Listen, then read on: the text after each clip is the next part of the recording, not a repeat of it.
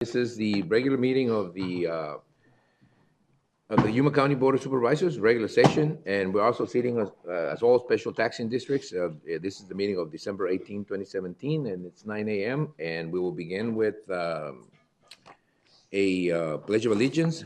We'll ask Supervisor McLeod to lead us in the Pledge of Allegiance. Please join me in the pledge. I pledge allegiance to the flag of the United States of America and to the republic for which it stands, one nation under God, indivisible, with liberty and justice for all. Thank you. All right. Seems like the flu bug has hit a few the members here of the board, so I don't know which side to lean on, left or right here. So I'm not leaning anywhere. No. I'm staying in the middle. Our first item in the agenda was actually an action to authorize an executive session, but we're going to move that to the end of the meeting. We're going to run through the whole meeting, and then, so we don't have people waiting for if we have to make a decision. So that means then that our first item, it's call to the public, and in call to the public, we hold that for the public's benefit to allow individuals to address issues within the board's jurisdiction. Board members may not discuss items that are not specifically identified on the agenda. Therefore, pursuant to Arizona Revised Statutes 38-431.01H, action taken as a result of public comment will be limited to directing staff to study the matter, respond to criticism, or scheduling the matter for further discussion at a future date. I know, Diane, we have an item in the agenda that you will, Diane Humphreys, but I know somebody has an announcement to make. Two people have an announcement to make. Go ahead. Come forth. Give us your full name, social security number, checking account number, address. Oh, it's you. No, you don't have to give us anything. Mr. Chairman, members of the board, Kevin Tennell, Communications Director for Yuma County. I wanted to bring you up to speed on a number of items that you brought up last February. The board had brought up some concerns regarding some. I'm sorry, but last February, we can't remember. Well, I'm going to refresh your memory. You had some concerns regarding social media and the status of our signal for our channel being an analog signal, and also about outreach to the Hispanic community. Take them one at a time. The social media, back then we were around 550. We've now nearly tripled that amount of people on our social media following, and we have a very good following now with a pretty good engagement. We hope to increase that this year in the year to come. Recent post over the weekend, we received over 7,000 views, roughly about 100 comments, things like that. So it's moving along very well. Interestingly enough, that was regarding one of the announcements. I'm going to take one of these items out of order, outreach to this Hispanic community. One of the things we've struggled with is trying to maintain our funding and try not to go too far outside of that. I want to thank Al Tanzi and Eric Johnson, who are both in the control room, who came up with a pretty interesting way that we discussed, and it took about a week and a half, but we finally kind of cracked the nugget. And starting today, you'll notice when the county line plays, it'll be captioned in Spanish. Also, after the meeting plays, when we post everything to the internet and also on replay on our television channel, things will be captioned in Spanish. So this will be the beginning of some new outreach to the Hispanic community, and we'll look for any information that you all have in terms of guidance and things like that, but we hope to start to really aggressively go at that angle. So that's a big bonus. And finally, the status of our channel. As you all know, in November, we ripped out all the equipment, old analog equipment of our control room, and installed what we call HD SDI equipment, which will allow us to produce an HD SDI signal. Just spoke with Spectrum last Thursday, and we're looking at about 120 days, and our already better picture from that upgrade will be phenomenally better. So we will be pretty much HD, as you all looked into last February. So I wanted to give you an update, let you know that we're moving along, and that we hope to have this all wrapped up in about 120 days. With HD, have you set up like a department for us to look a little better?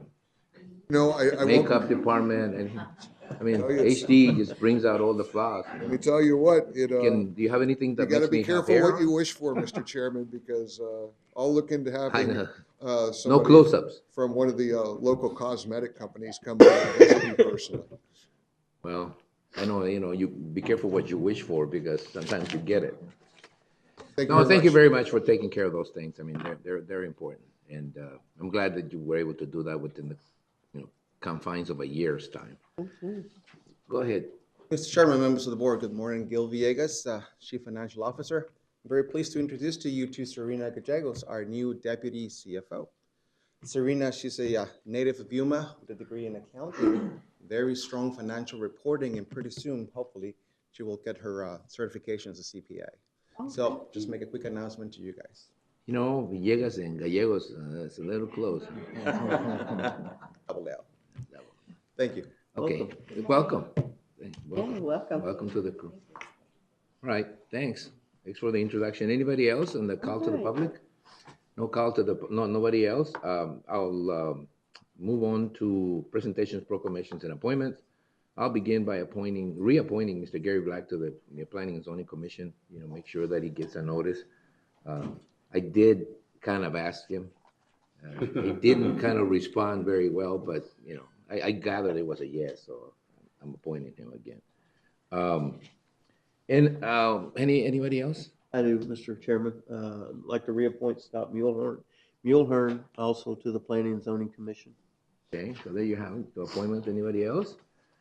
All right, then we're moving right along to presentations. I did that, presentations and appointments, but in this particular item, we will have the presentation of the Yuma County line by Yuma 77. We may not be able to see the improvements, but we will soon, as it was told by the director. Are you ready?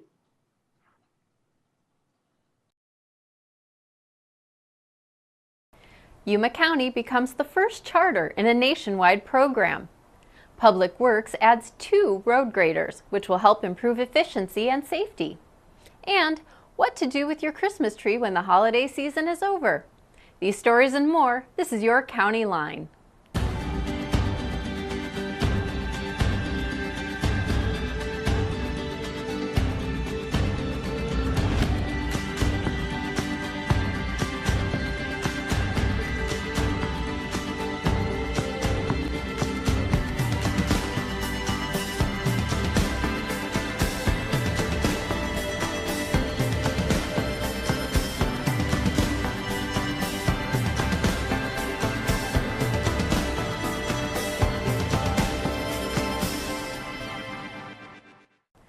About 4 years ago, a simple change in wording became the seed that has spurred a movement in Yuma County.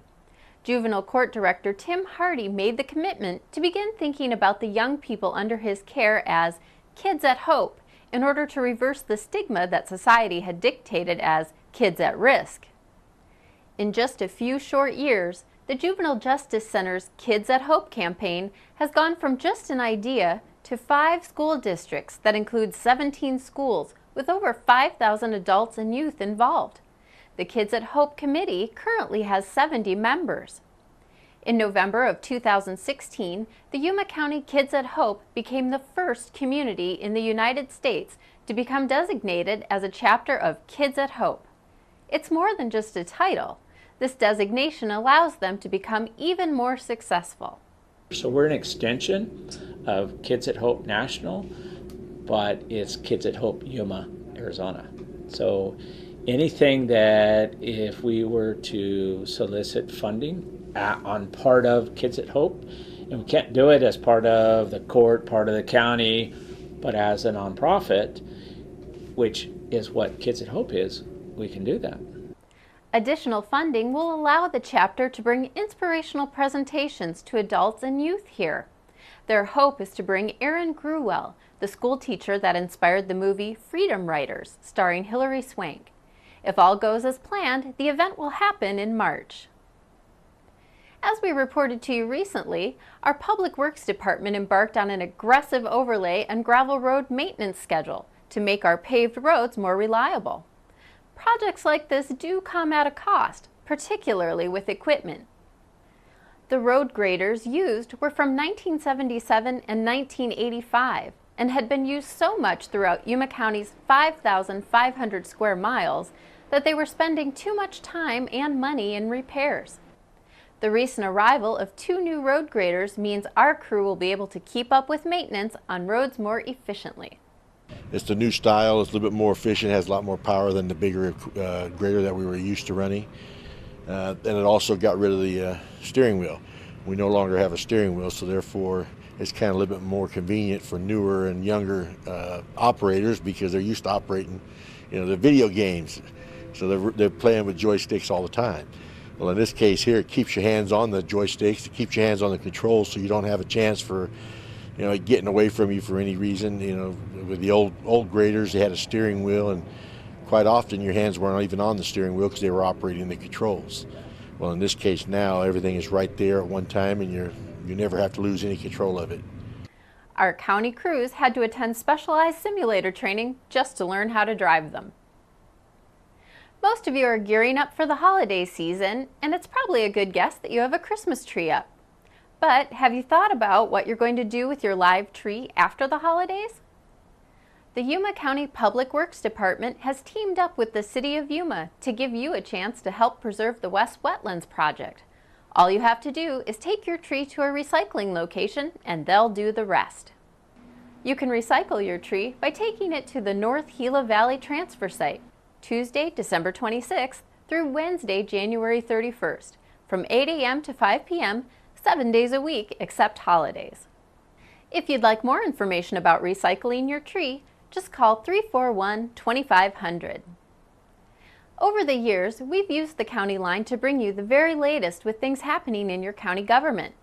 We want to introduce you to a new segment we will carry each month that is designed to teach you a little more about specific departments and offices. We'll start with the assessor's office. While a lot of people may not be familiar with what goes on there, the assessor is a critical component to the value of your home. The assessor's office is responsible for appraising and assessing all locally valued property, which means everything except for utilities, mines, railroads. We have actually nothing to do with taxes. Taxes are determined by the taxing authorities, the city council, the board of supervisors, the school district boards. After they determine their levy, they give those amounts to us, and then we apply them against the individual tax notice.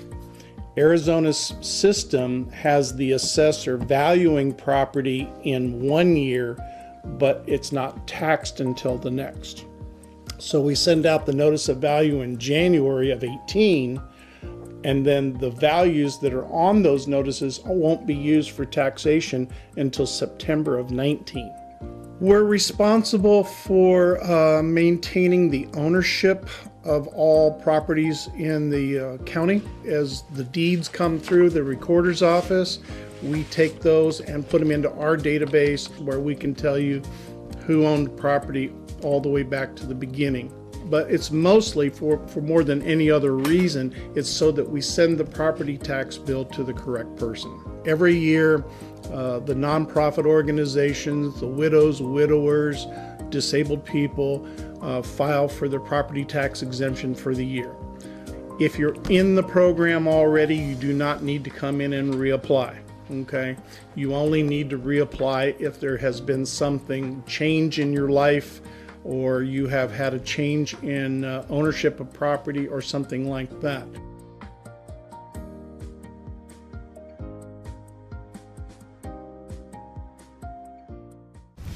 Hi, my name is Lauren Regenhart, and this is your library update.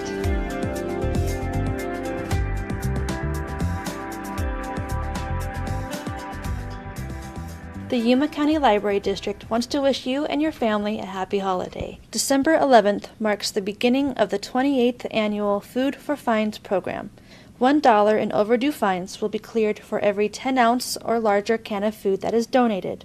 On Thursday, December 21st, families are invited to the Welton Library at 6 p.m. for a winter solstice star party.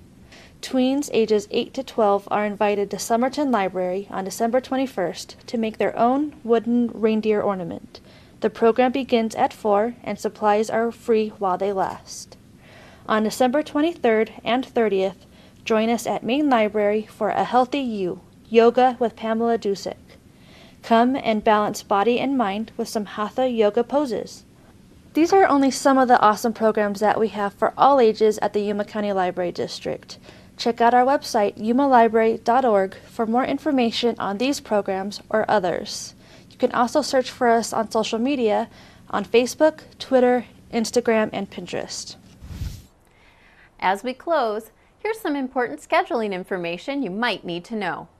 Don't forget the holiday season is just around the corner, and this year, many of your county government offices will be closed so county employees can enjoy time with their families. This means that on Monday, December 25th, and Monday, January 1st, we will be closed in observance. We'd like to thank you for joining us for this County Line. If you'd like to watch past episodes, log on to yumacountyaz.gov/VOD. And don't forget, you can join us now live on Facebook. We'll see you next time. Whoa. Anyway, our next item in the agenda is the consent calendar. The following items are listed under the consent agenda, and they will be considered as a group and acted upon by one motion with no separate discussion. Unless a board member so requests, in that event, the item will be removed from the consent calendar for separate discussion and action.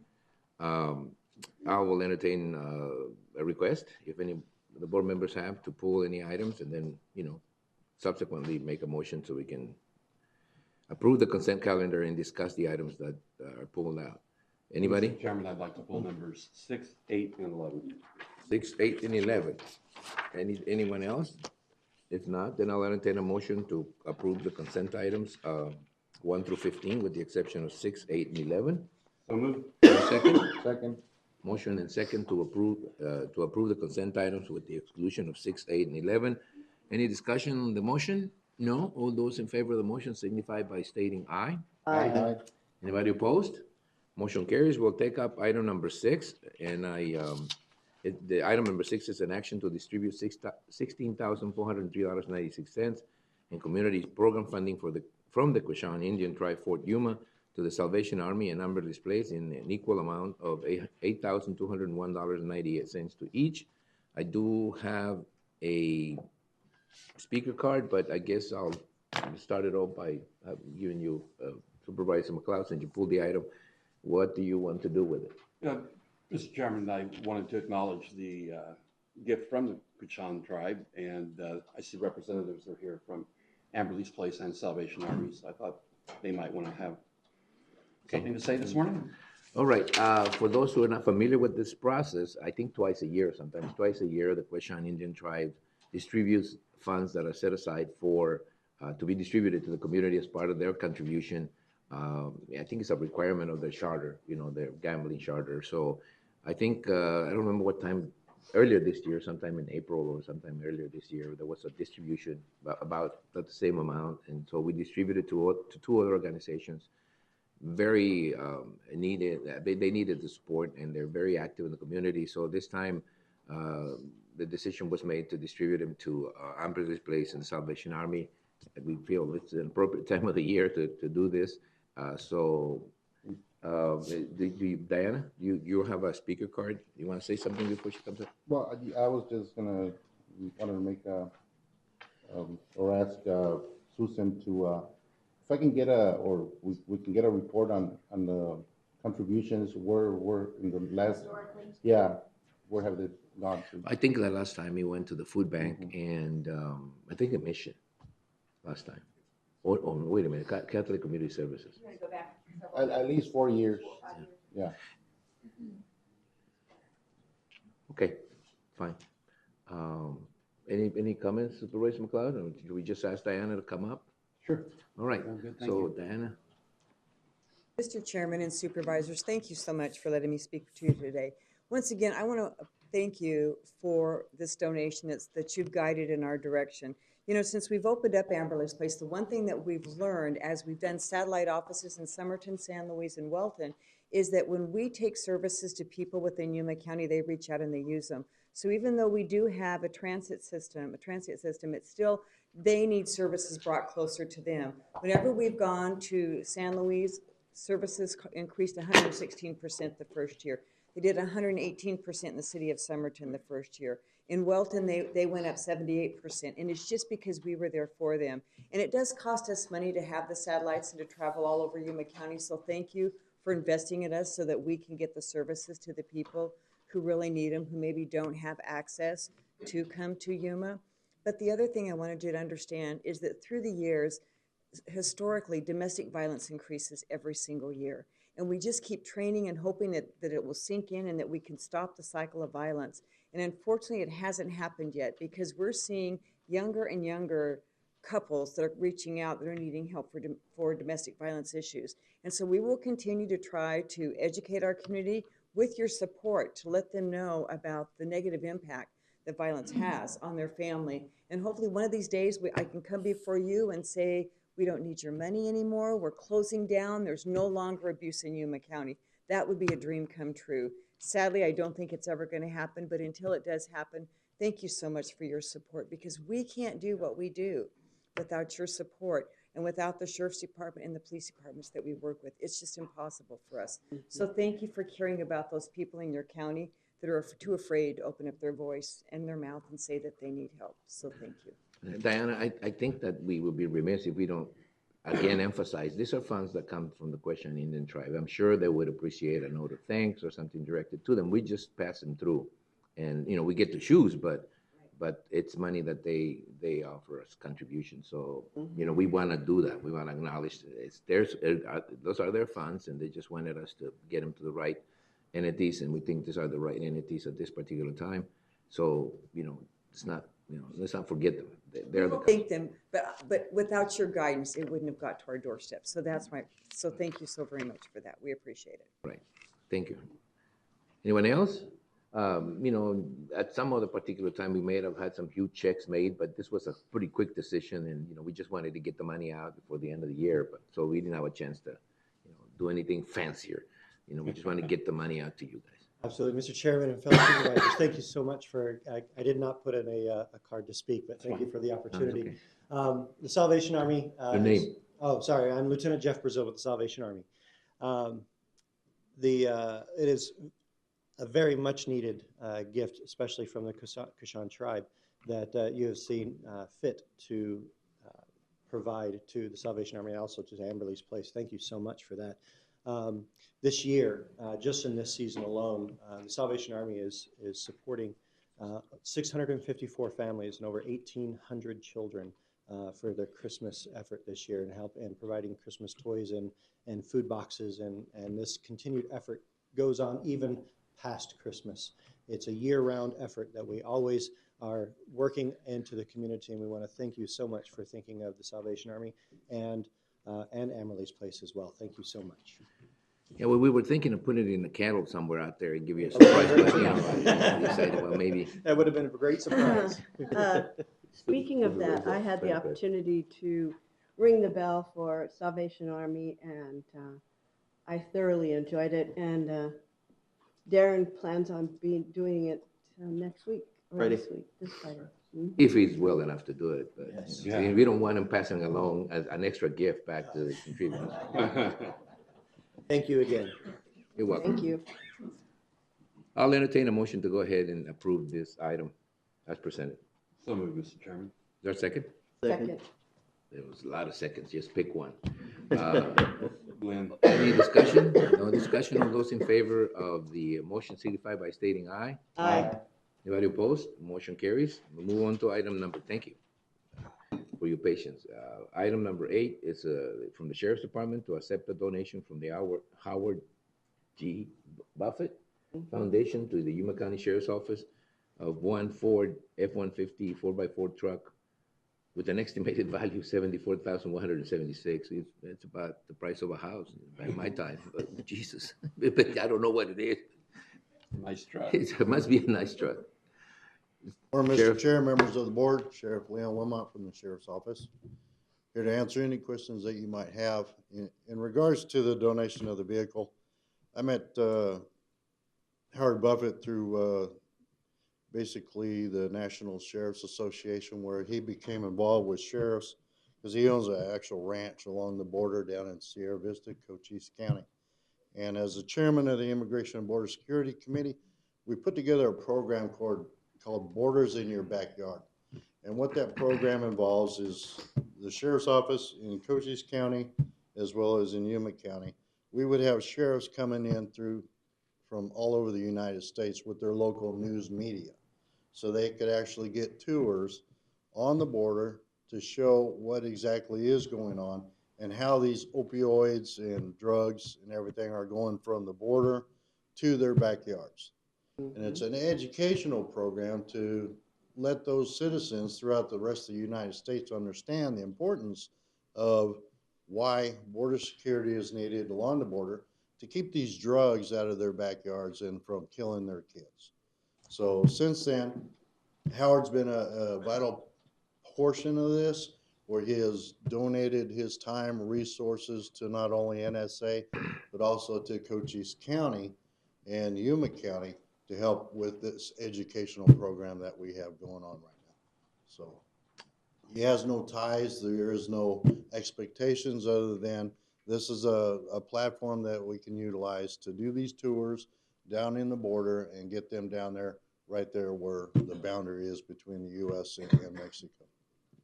Now, Sheriff, when I paid a little more attention to the kind of truck you're getting a Raptor. So it's a four-wheel drive, fully equipped, and then you put in some emergency equipment in it, which was covered through the grant. The whole vehicle was fully outfitted through the Howard G. Buffett Foundation, which is Sheriff Buffett's charity organization, which has a public safety portion to it.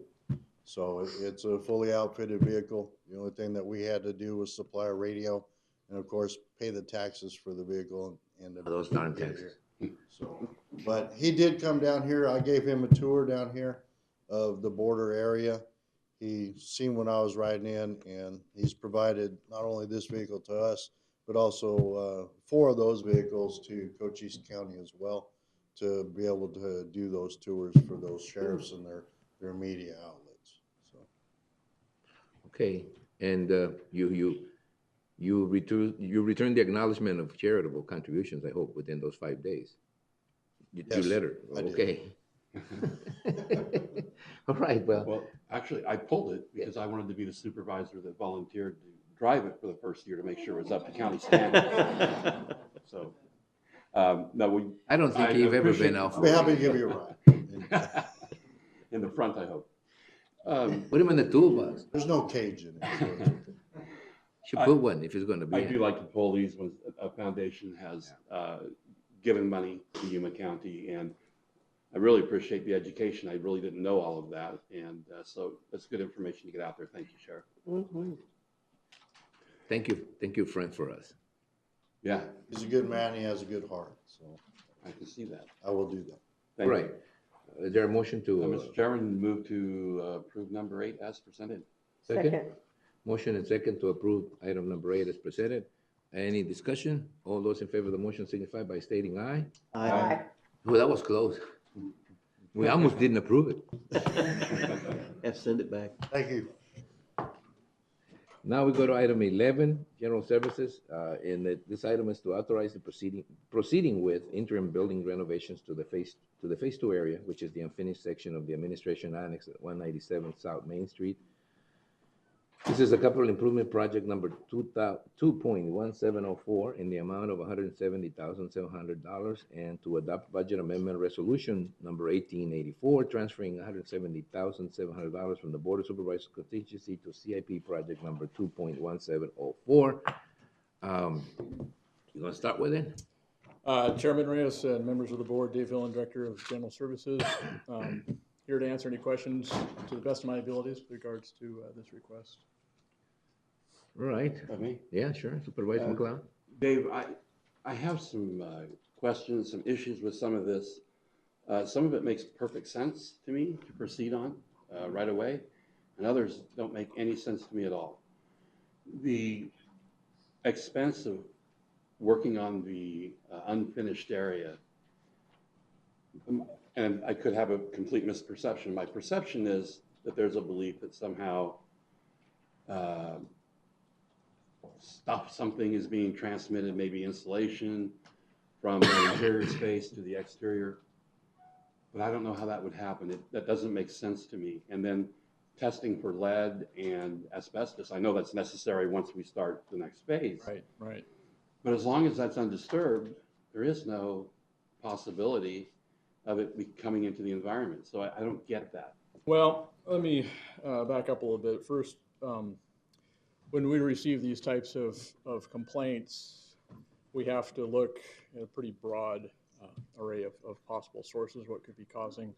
We've had more than a dozen complaints of respiratory issues, people having difficulty breathing, irritated throats, and having to go home and miss work and so on.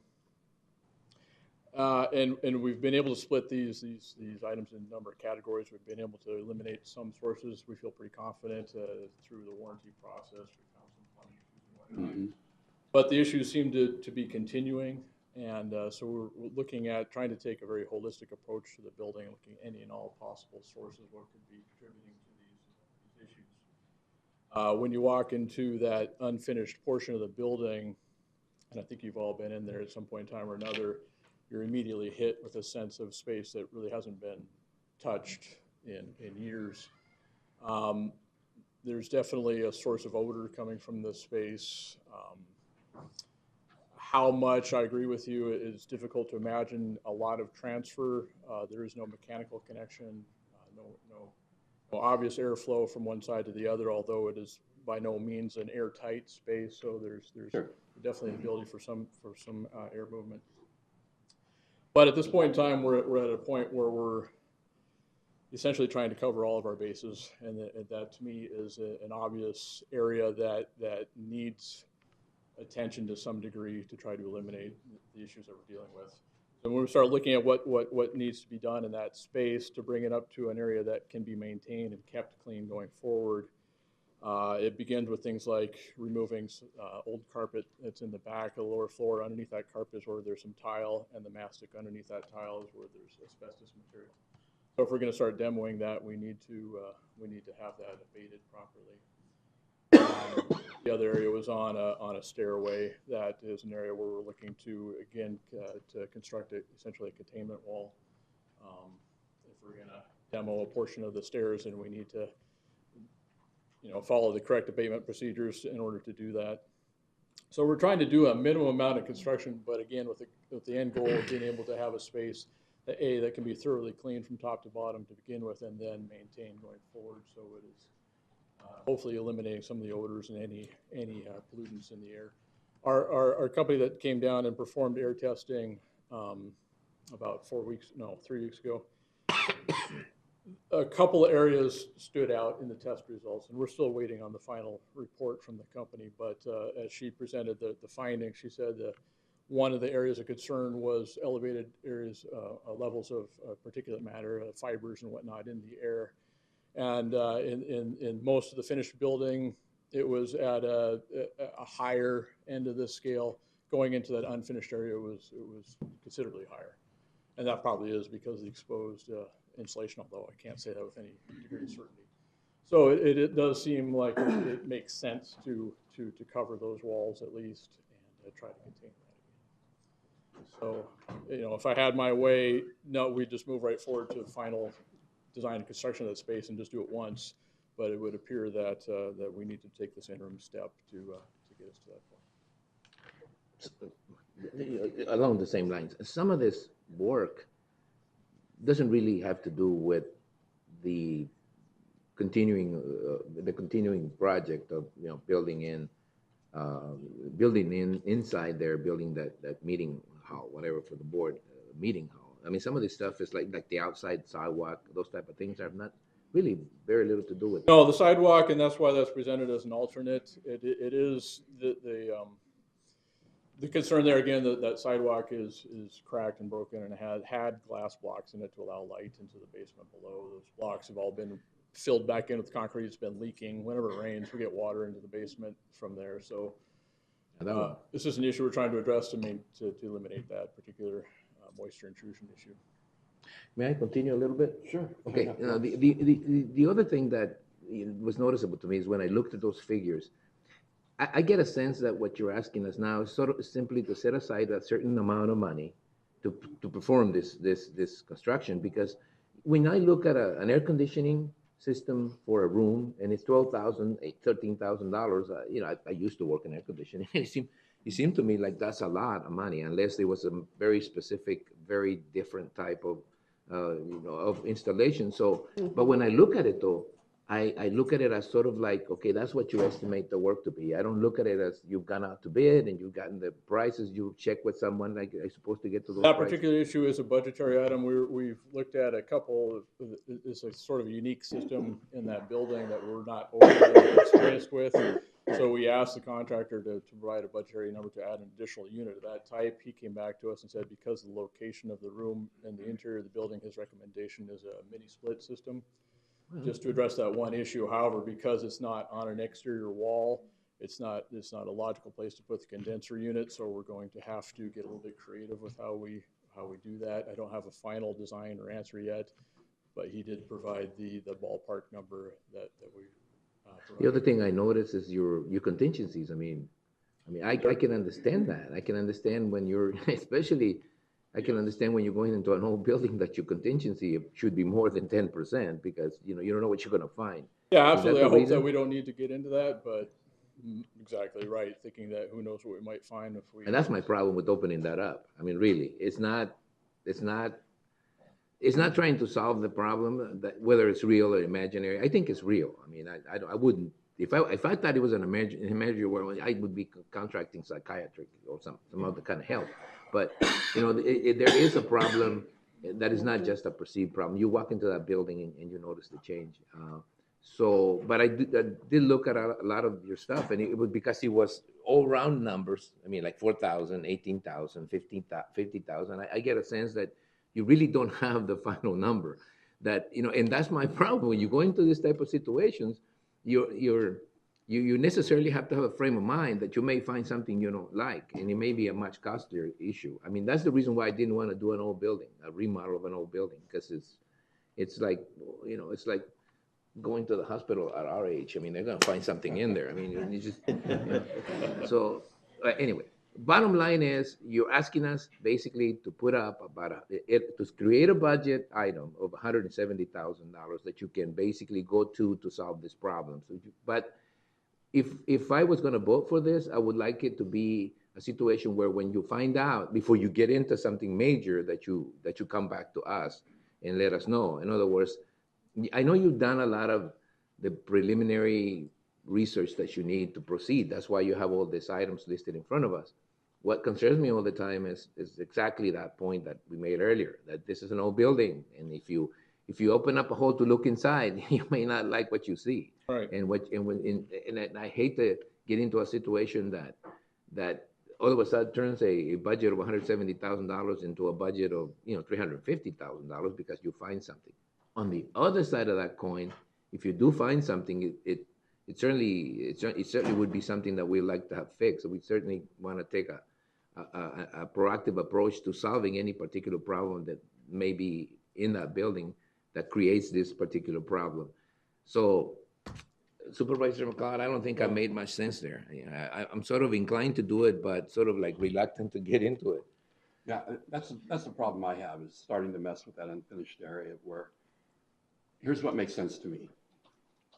The AC system, that's a no-brainer, right? You got to protect that equipment, the people that work in there.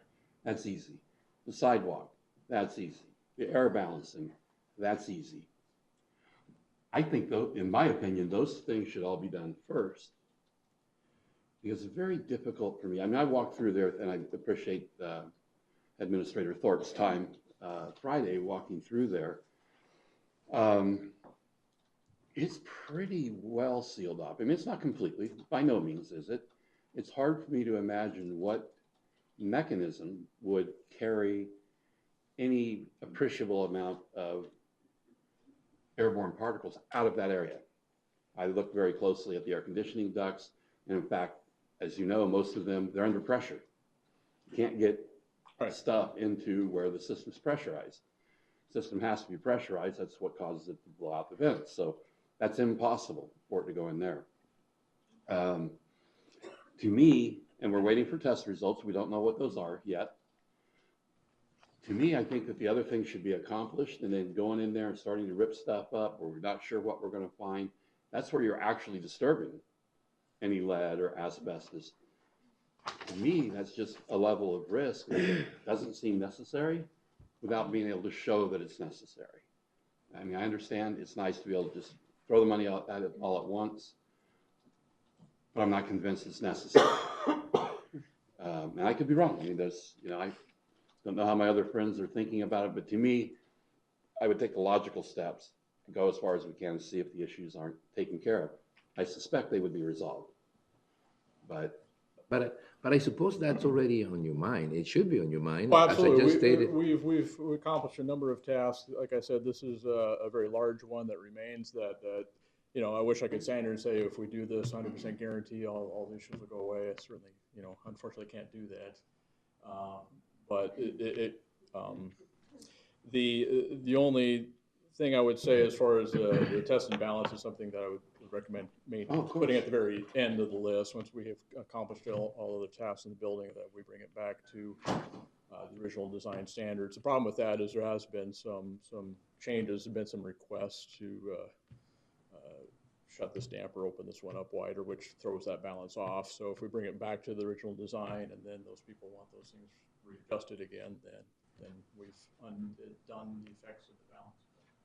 I think that's what makes it a difficult decision for me, that there seems to be no end to that.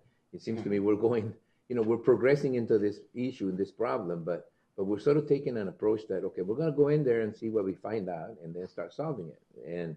And that is fine. I mean, that is okay. I do agree that things need to be done. The concern is the same as I've had for years, is that once you go into that, then you're sort of committing to solve the problem, which is a catch-22 situation. You don't really know what the problem is unless you go in and find out, unless you do the testing, unless you seal off, unless you solve some problems. At the same time, I would like you, if we approve this item, to tread carefully, to move in steps, you know, making sure that, you know, we may get to a situation where it's not that bad, or we may get to a situation where we solve problems that are obvious and then leave for the end something that can become much more complicated, to say the least. Costly is another item. And, you know, if we want it, the other thing is we're taking this money out of the contingency account of the Board of Supervisors.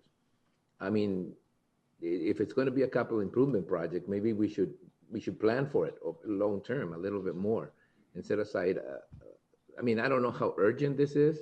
Seems to me it's pretty urgent if it's up in front of us, and I'd like to get some solution to this particular problem. I just feel a little reluctant because in my past experience, when you go into a situation like this, you're just opening up a door and you don't know what's on the other side, and it's really difficult to. You know, in other words, if you find out there's something serious with the building, then we have to go in there and fix it. Mr. Chair? Oh, okay, hold on. Oh, okay, Mr. Porches goes first, and then you go second. I just feel that that area should be sealed, and they should have done. It should have been done since that area they started construction in that building. You cannot have just open insulation just like that. It does whatever movement, opening a door brings in air in there and moves it around, so it goes out. That should have been done since the very beginning. And I'm wondering if it was in the plans. Was that in the plan for that room to be sealed off in the original plan? In the original plan? The plans do indicate that the interior of the wall was to be left open as it is. I wasn't. So it wasn't. It wasn't planned. It wasn't planned that way. Well, it was sealed off. It was sealed off from the outside. It just nothing inside was supposed to be. Not inside. Not inside. I think it was working. I know that our engineering DDS folks were working within a budget. They were told, here's the amount of money you have, and they did the extent of work that they could do within that amount of money. Mm-hmm. And that's the problem. Yeah, and I think, you know, that we're gonna find something. You're gonna find it. I mean, we obviously found that out since the beginning. You started doing construction in that building, so there's no turning back now. I mean, we're in it, so we might as well fix it. Finish it, huh? Or, yeah, Okay. yeah. No.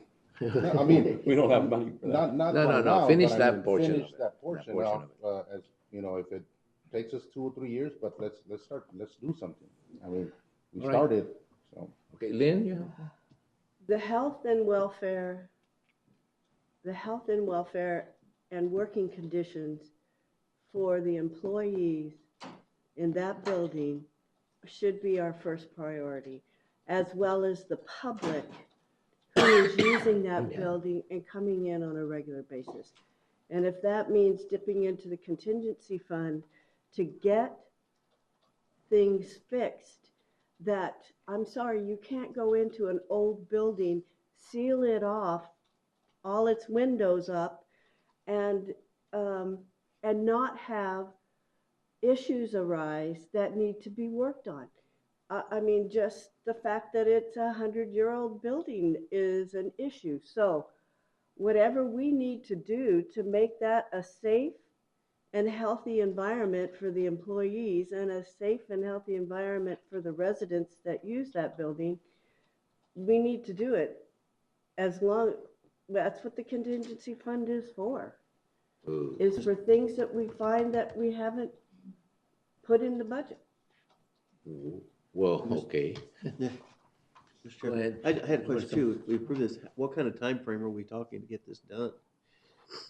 The length, I don't have that penciled out just yet. It's not, the construction scope is not that extensive. I would say maybe 3 months from start to finish by the time we get the testing lined up and the abatement taken care of. That might be the longest portion of it.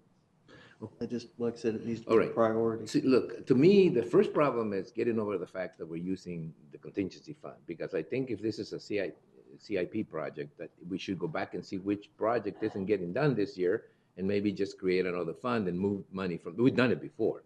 You know, it's just where you're gonna take the money from. And to me, you know, it'd be easier for me to swallow it if you were taking it from the CIP, the CIP budget. So some project that we're not gonna get done, that we're done in the middle of the year. There are some projects in there that may not get done. It would be easier for me if I set aside $250,000 to do what you're gonna do and not touch the contingency fund, because the contingency fund is something we don't touch unless there's an emergency. Now, whether we consider this to be an emergency, obviously it's an emergency for 197, the employees over there. It's an emergency for them, and it's an emergency for us, therefore. But I don't find that this meets my standards of emergency, but to use the emergency fund for the, normally it's for something we didn't plan and we can't find money to do anywhere else. You know, to me, it's not an issue whether it needs to get done or not. It needs to get done.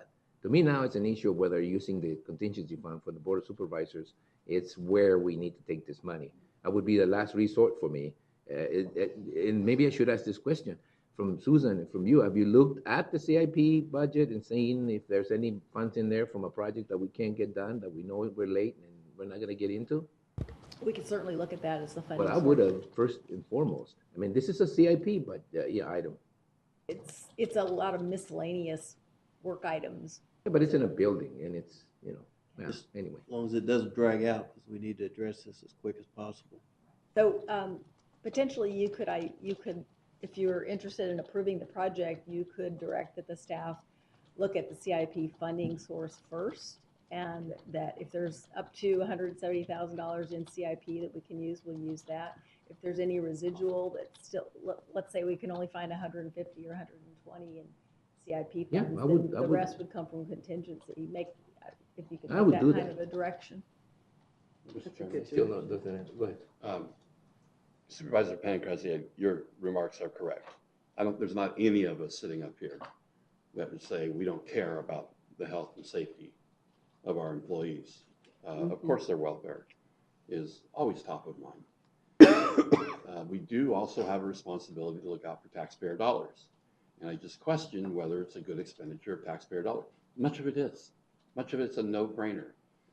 I'm just not so sure that we've shown where we need to do all of that work on that interior space. It's almost never entered, is it? I mean, wouldn't it be extremely unusual for someone to enter that area during a workday? There isn't an obvious need to enter this space. I know there are employees who do. Enter it on a daily basis.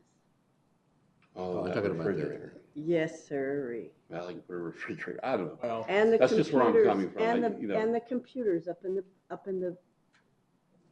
we do Yeah, have we have employees the access For on example- the other side. I'll use the example of the AC work on the that room specific. Is it specifically done for the is it the assessor? No, is it the elections department that needs?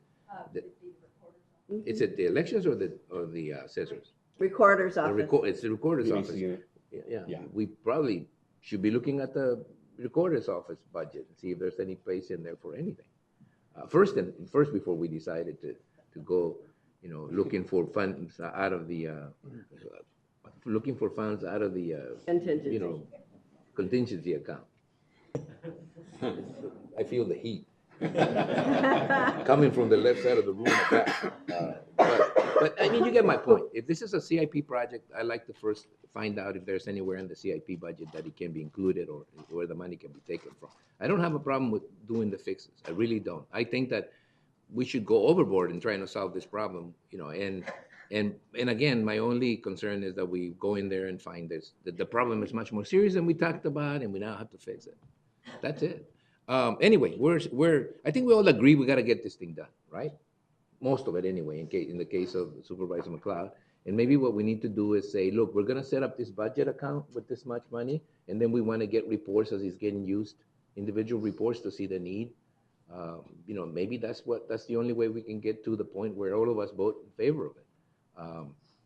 I like to have it be researched to see if there's a CIP project we can take the money from that isn't going to get done, that we can transfer the money from.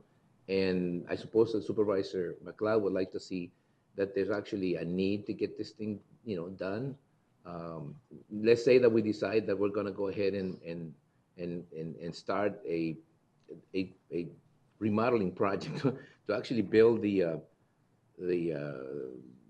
meeting hall, the center part, to develop the center part. I mean, at some point in time, that needs to be done anyway.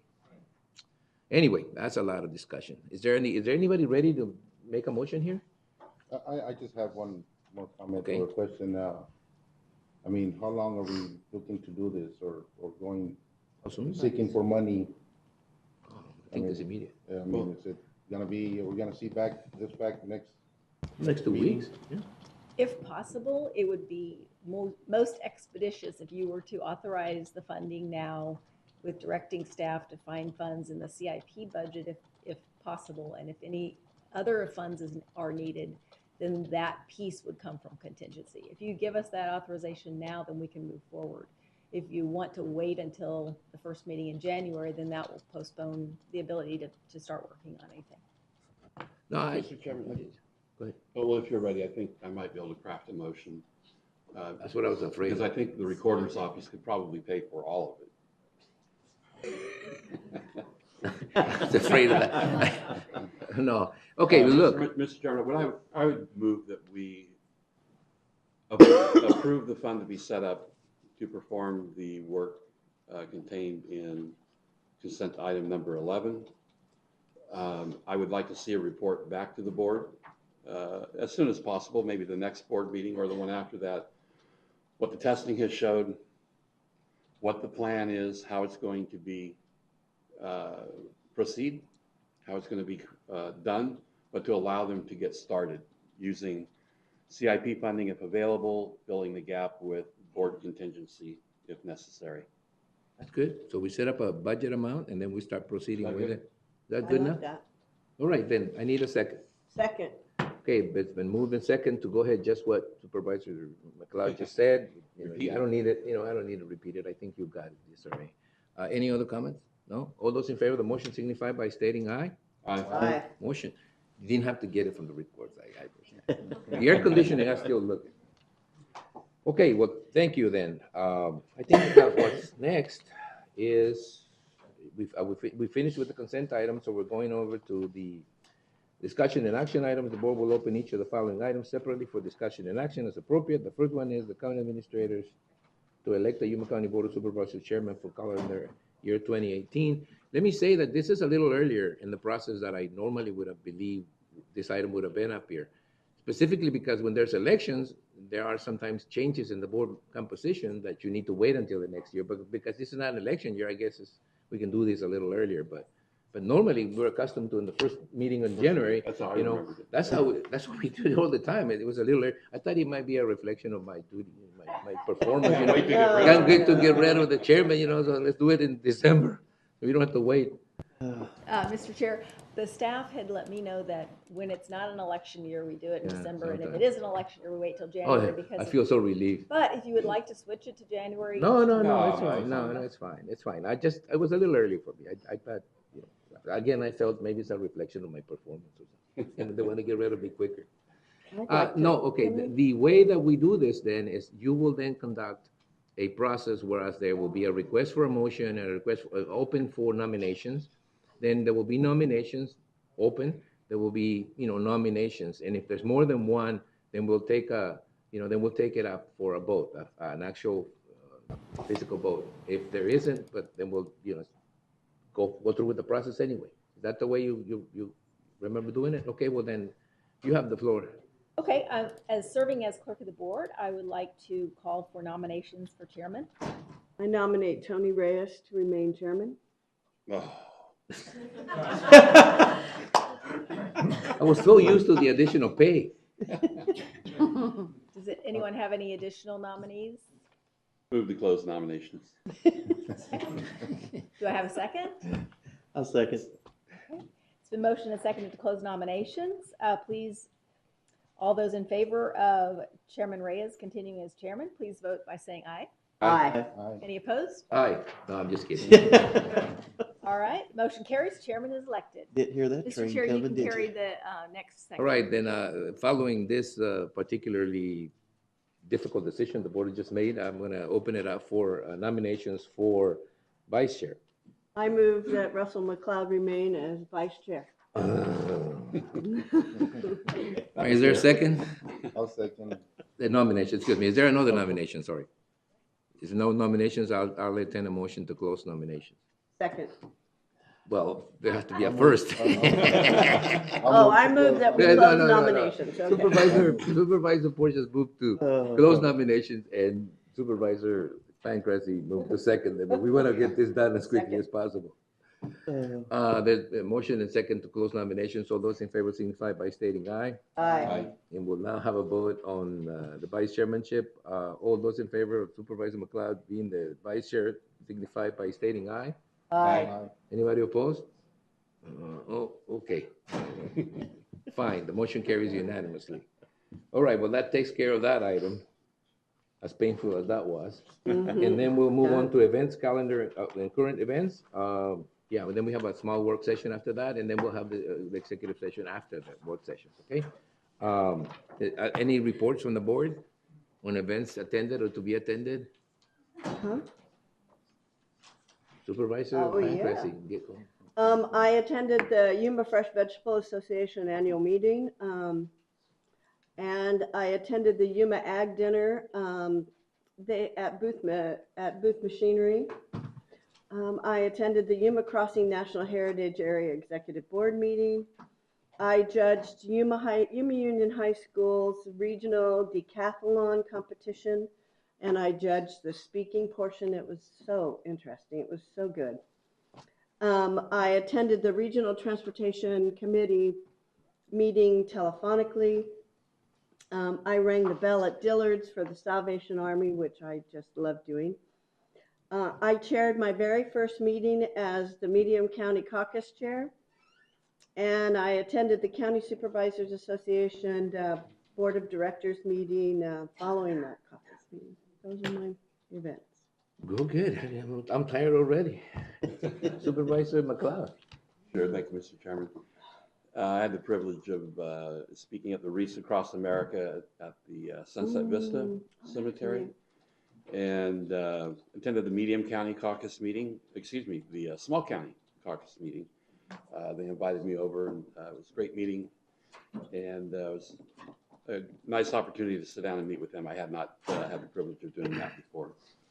Next day, I then attended the CSA board meeting, attended a NACO webinar on waters of the U.S., and looks like there's some good progress there. We still need to watch closely how that's going to develop.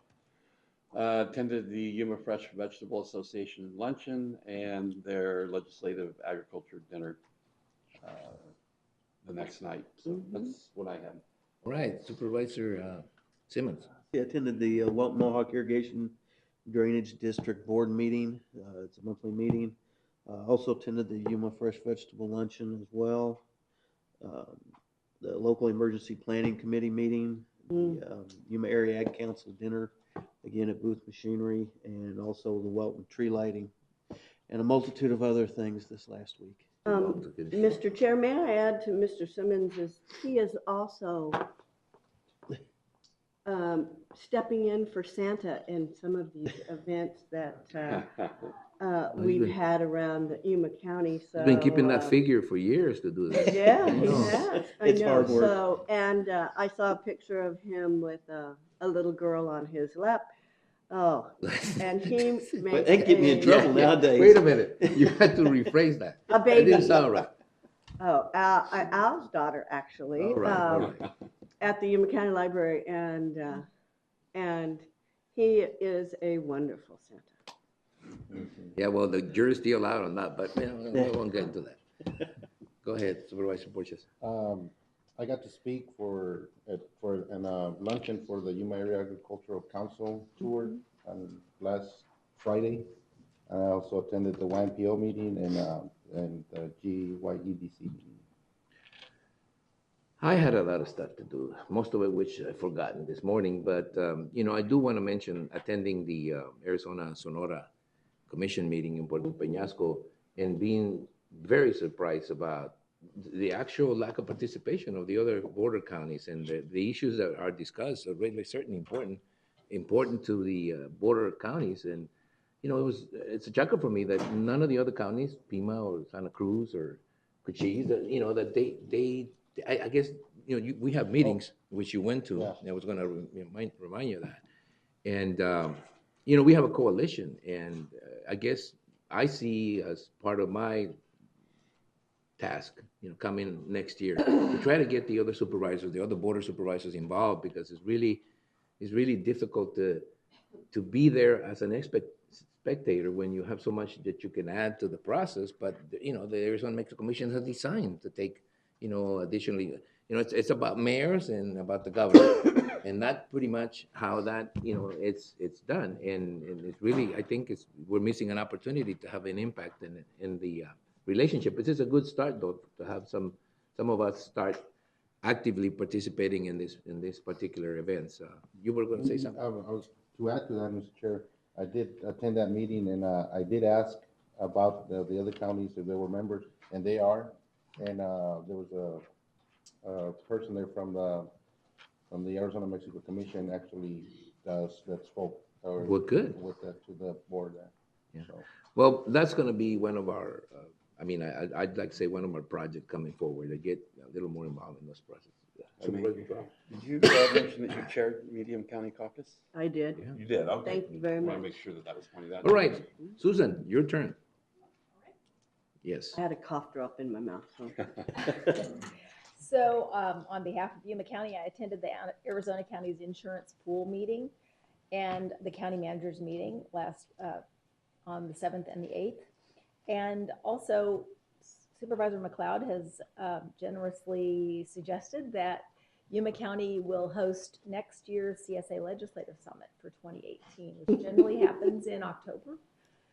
So we don't know the exact date yet, but over 200 attendees come to that meeting, and as you participated Tough crowd, this too. past year, it will have some work on the staff's part, but we want to make sure that they all have a very memorable and positive experience here in Yuma County. So we're already starting to think about what we can do to Make sure we have an provide. immersion trip into Mexico so we can drop them off and see how many of them come back. Suggestion? So I'll be wanting to get your thoughts on what we should do to entertain them as part of our role as hosts for that legislative summit for next year. I'm also the vice chair this year, and I'll be the chair next year of the YSIPTA board, which is our transportation agency. They are currently having real issues with the operations and maintenance company, and so They're working through a cure period right now, so I'll keep you updated on that. Hopefully they can work it out, but if not, we'll have to go out for an RFP for another company. I also attended, along with Supervisor Porteous, the Four Fronted meeting, where they've talked about actually becoming a sponsor of an Arizona-Mexico Commission event, which is pretty pricey, but it also gets you a lot of notoriety and a seat at the table, so to speak. So Four Fronted is working on that as well in coordination with, Yuma County is now a member of the Arizona-Mexico Commission. The next... Oh, wait a minute, before you leave that, Yes. we should also be looking or talking about the same issue with the Greater Yuma Port Authority. If they really want to become players in that, I mean, the Nogales Port Authority was certainly there. And, I'm sure that at some point in time, the more of us that go there, the more of us representing different entities that go there, the better off, I think we'll be in terms of anything, getting anything done. Right. Continue. And the next Arizona-Mexico Commission Summit will be June 14th and 15th.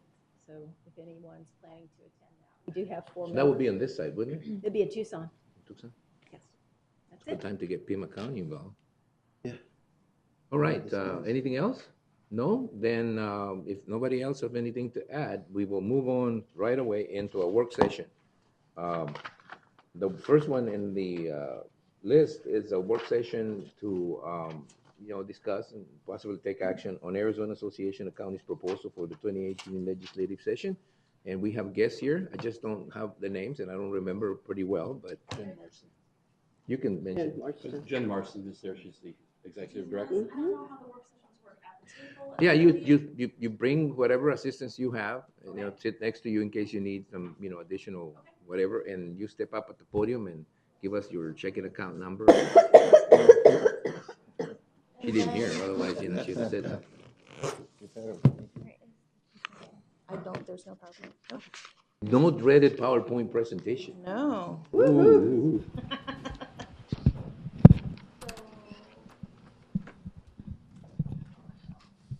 Yeah, we're dead by PowerPoint, yeah. Best Christmas present ever.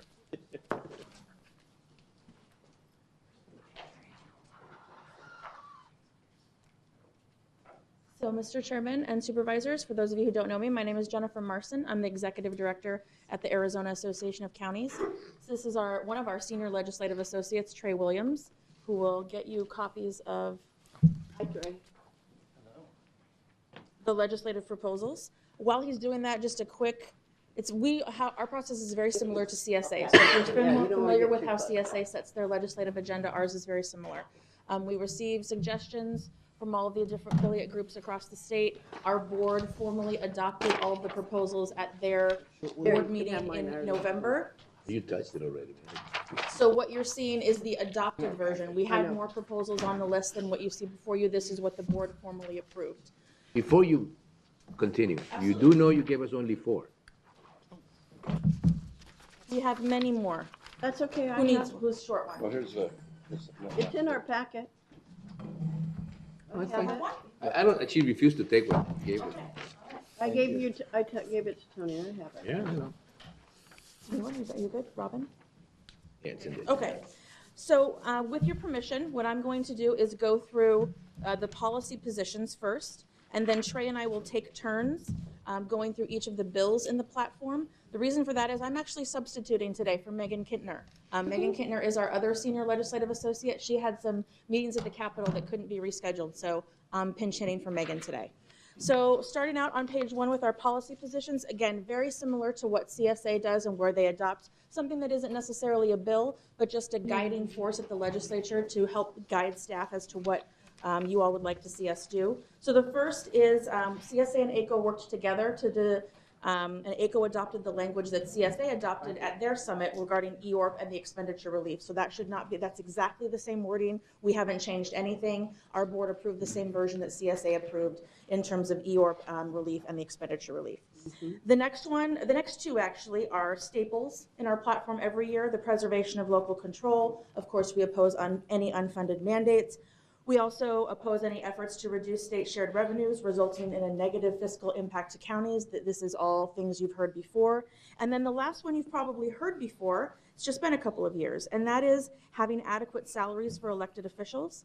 The Arizona Association of Counties believes that appropriate compensation for elected officials is vital to ensuring that quality individuals with significant knowledge and background can continue to serve the public. I want to be very clear that this policy position does not have a new number or percentage in it. It's just a guiding principle that we think elected officials should be paid appropriately. That allows us any kind of negotiating room if we were to have a salary issue, and Trey's going to talk about that later. So adopting the policy position is not the same thing as adopting a specific number or percentage if those salaries were going to be changed. So those are the 4 policy positions that we have as part of our platform this year. And then we're going to get right into the bills, and I'm going to hand it over to Trey because he's got the first couple.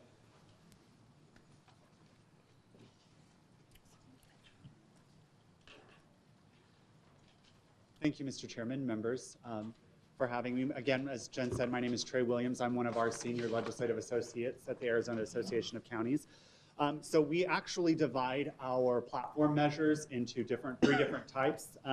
We have fiscal measures and efficiency measures. We sometimes have public safety measures, but we don't have any of those on our platform. So starting with the fiscal measures, the first one was proposed by the Maricopa County Assessor's Office, but supported by the Arizona Association of Assessing Officers. And what it does, it deals with improvements on possessory rights. Improvements on possessory rights is a special types of property tax that is imposed upon improvements on tax-exempt government land. So you can have a piece of tax-exempt land, but you can have a building or an improvement upon that land. And because the underlying real estate is tax-exempt, you can't tax it as real property. So Arizona has a special way of dealing with that. It's called improvements on possessory rights. And what it does is it assesses the improvements on the land as a personal property, and then it imposes personal property taxes against that. The statute the assessors use to implement that particular type of property tax only contemplates state land. However, in many of our counties, you can have improvements on possessory rights on tribal land, on municipal land, and on federal land. So in order to allow them to better administer the improvements on possessory rights and assess those types of property for property taxes, this would add in those types of land. Additionally, because the Constitution has some restrictions on limited property value in Arizona. As you know, you have 2 different values. And those restrictions actually exempt personal property. So in order to create some equity in the way that they assess improvements on possessory rights for property taxes, they're also going to make some changes to the limited property value. For instance, in the Constitution, the limited property value grows by 5% automatically every year, but it exempts personal property. So it's a way to bring parity for these types of the improvements on possessory rights, which actually typically improvements are a part of the realty. So it's just a way to create some equity so that they're not quite so different than real property. Any questions? So you can't tax the land, but you can tax the improvements. Correct. And that's why it's personal property. That's why it's taxed as personal property. Got it. All right. The next one also comes from the county assessors. Property tax exemptions are stipulated in the Arizona Constitution. Right now, there are 4 sections that stipulate the property tax exemptions. However, if you were to look, for instance, and see the property tax exemption provisions, you might notice that there is a property tax exemption for veterans. There are also various amounts. So widow and widowers receive a property tax exemption if they're residents of the state at the time their spouse died. If you look in the Constitution right now, when you were to pull it up on the legislature's website, you would see amounts, you would see a veteran's property tax exemption. However, when you contacted your county assessor, you would learn that you actually can't qualify for the veteran's property tax exemption because it was invalidated by the Arizona Supreme Court due to the severability. The Supreme Court had said that it violated the Equal Protection Clause of the U.S. Constitution to have a residency requirement associated with veterans benefits. And the Arizona Supreme Court ruled that Arizona's residency requirement for veterans in the veteran property tax exemption couldn't be severed from the rest of the provision. And they put it upon the legislature to reinstitute the veterans property tax exemption without the unconstitutional residency requirement. That was in 1989, and the legislature never readdressed it. So for the assessors, they think in order to allow property owners to better understand the tax treatment of their property, they would like to send a question to the voters to reorganize property tax exemption constitutional provisions, taking it from 4 sections to 1, taking out the legally inoperable language. There are 2 substantive changes they're seeking. Number 1, they would like to ask the voters to reinstitute the veterans property tax exemption, since this is a benefit our veterans who have sacrificed for the country bravely. They would like to reinstitute that and send that question to the voters. And then also they would like to ask the voters to weigh in on whether or not to remove the residency requirement for widow and widowers. Right now you have to be a resident at the time your spouse died. So they would like to change that. So if you're a resident and you own property at the time you apply for the exemption, you would qualify. Okay. Question. What is the maximum? I know there's a maximum amount for the widowers and widows.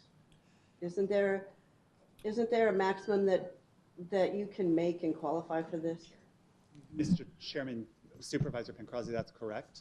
There is, it's actually, and I'll leave it to the assessor to Yeah. tell you. Mr. Chairman, Supervisor Pancrazzi, it's statutorily governed now. The Constitution numbers are completely out of date, and there's a provision in the Constitution for the legislature to increase those numbers each year, and they've done so. Off the top of my head, I want to say that the exemption amount is right around $5,000 in assessed valuation. And of course, there's an income qualification That's what I well, was looking at. which Is is the right income now, I want to say qualification. somewhere around $30,000 Yeah, in so- adjusted gross yeah. income. So if you're a widower of means, you don't qualify for this.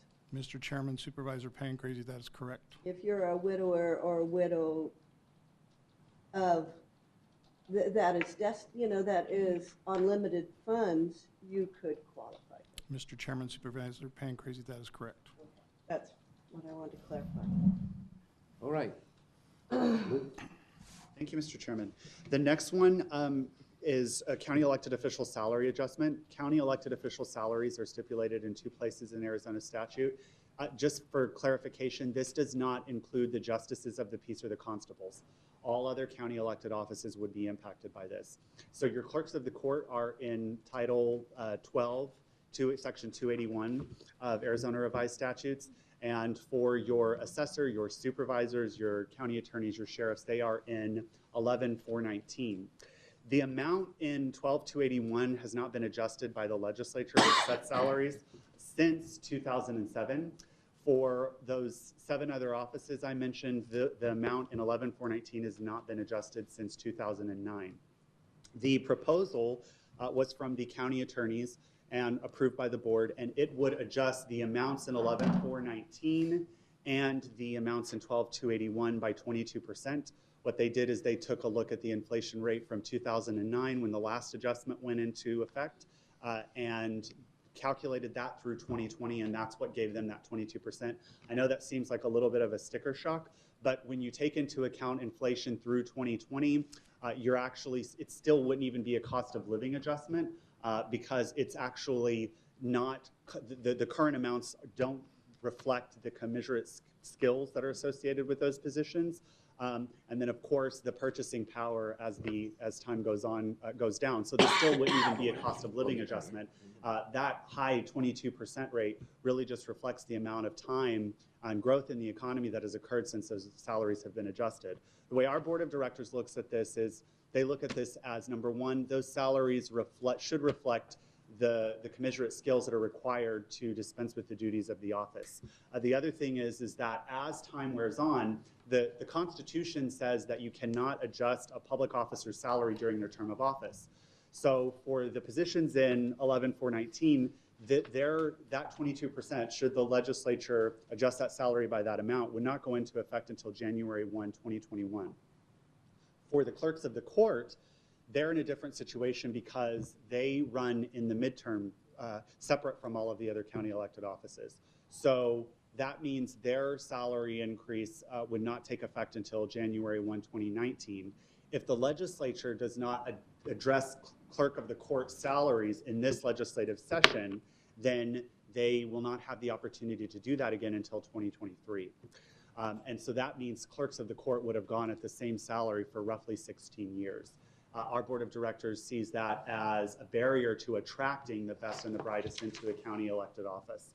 We recognize public service, but it has to be, the way our board of directors looks at this is, it has to be somewhat commensurate with the skills that are required, and it also has to reflect the kind of benefits that would attract qualified individuals into county elected service. Okay. Any questions? I have one. Sure, Supervisor McLeod. For Mr. Worley, going back to the possessory rights, does that mean the solar project that's out there just south of the foothills, it was built on state land? Will they be paying taxes on the solar equipment that's on that land? Mr. Chairman, Supervisor McLeod, they're already paying taxes on that property because it's part of a centrally valued, it's part of Arizona Public Services property. So they pay taxes and it's assessed by the state of Arizona through the centrally valued, just like all their other electrical generating facilities. So that property is already paying taxes. Does that The transfer possessory, back to the county then? well, yes, it comes to the county, to the schools, to everybody that Okay. participates in that. The possessory interest bill that we're trying to run here is just simply expanding where we're currently can only do it on state lands. Now we want to be able to do it on federal, municipal, and tribal lands as well. So that if you as an investor build a building on a piece of federal property and it's part of your lease that you have to take that building with you at the end of the lease, that's your building and you get to pay taxes on it. Okay? Under the current law, we can't tax that under the current law. Okay? Okay. Thank you for the clarification. Right. Any other questions? No? Thank you. Move on. The efficiency measures. Turn it back over to Jen. Oh, tag team. Tag team. I'm up. Okay, so the next one, perennial favorite by our board, ballot by mail. I believe this is the 7th year that our board has approved this item. I'm looking at Supervisor McLeod because I know we will have some conversation in the next couple of minutes. This is a may, not a shall. It allows a county to have a mail ballot election, does not require it to do so. We have several counties, Yavapai is my go-to example, 75% of their voters are on the permanent early voter list. They are in net effect already having a ballot by mail election already in that county. But again, it doesn't require any county to do that. The reason that our board continues to suggest this item, even though we've been unsuccessful at the legislature for many years in a row, is because it has the potential to be very cost-saving for a county, and we want those counties who want to do it to be able to do it. I will say that at the end of the day, we still count this as a loss for the last several years because we didn't pass. However, we are making progress every year. The first year we had 1 sponsor. The second year, I think we had 11 co-sponsors. The third year, we were actually on an agenda. The fourth year, we got a hearing. So from the staff perspective, we are making progress every year, even though right now, at the end of the day, we're still putting it in the loss column at the end of the session. And I'm happy to answer any questions. First of all, before you start, cities, there are cities who do that now, aren't they? Mr. Chairman, that's correct. Cities, towns, and school districts already have the legislative authority to have an all-mail election. It's just counties that do not. Okay, now you can ask your question, Supervisor McLeod, or you can say it in the comment. We all know what your position is. I just can't tell you how happy it makes me that it's in the loose column. I forgot there's new supervisors who haven't heard that spiel, but suffice it to say he does not like it, nor supports it. Any other questions? Okay, Right. that was easier than I thought it was going to be. Thank you. Okay, so the next one on the list has to do with the election arguments associated with bond elections.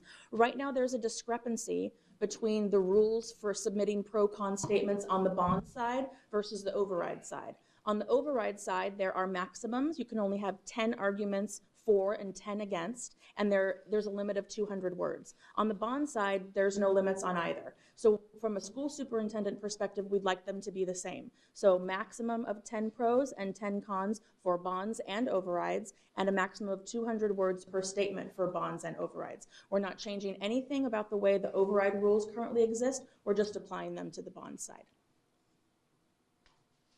I'm happy to answer any questions. Any idea why it was originally set up that way? I think they were both originally set up with no restrictions at all. And then in order to limit the amount of pages that were being printed, because it was getting overabundant, if you will, they capped the override side. No idea why they didn't do the same thing to bonds. But now we're just coming back and hopefully being able to be the same on both sides. Okay, the next one is campaign finance appeals, and this comes out of the Tom Horn versus Sheila Polk case. Sheila Polk's the county attorney in Yavapai County. The attorney general, the county attorney, or the city or town attorney are the ones that serve as the enforcement officer for campaign finance violations.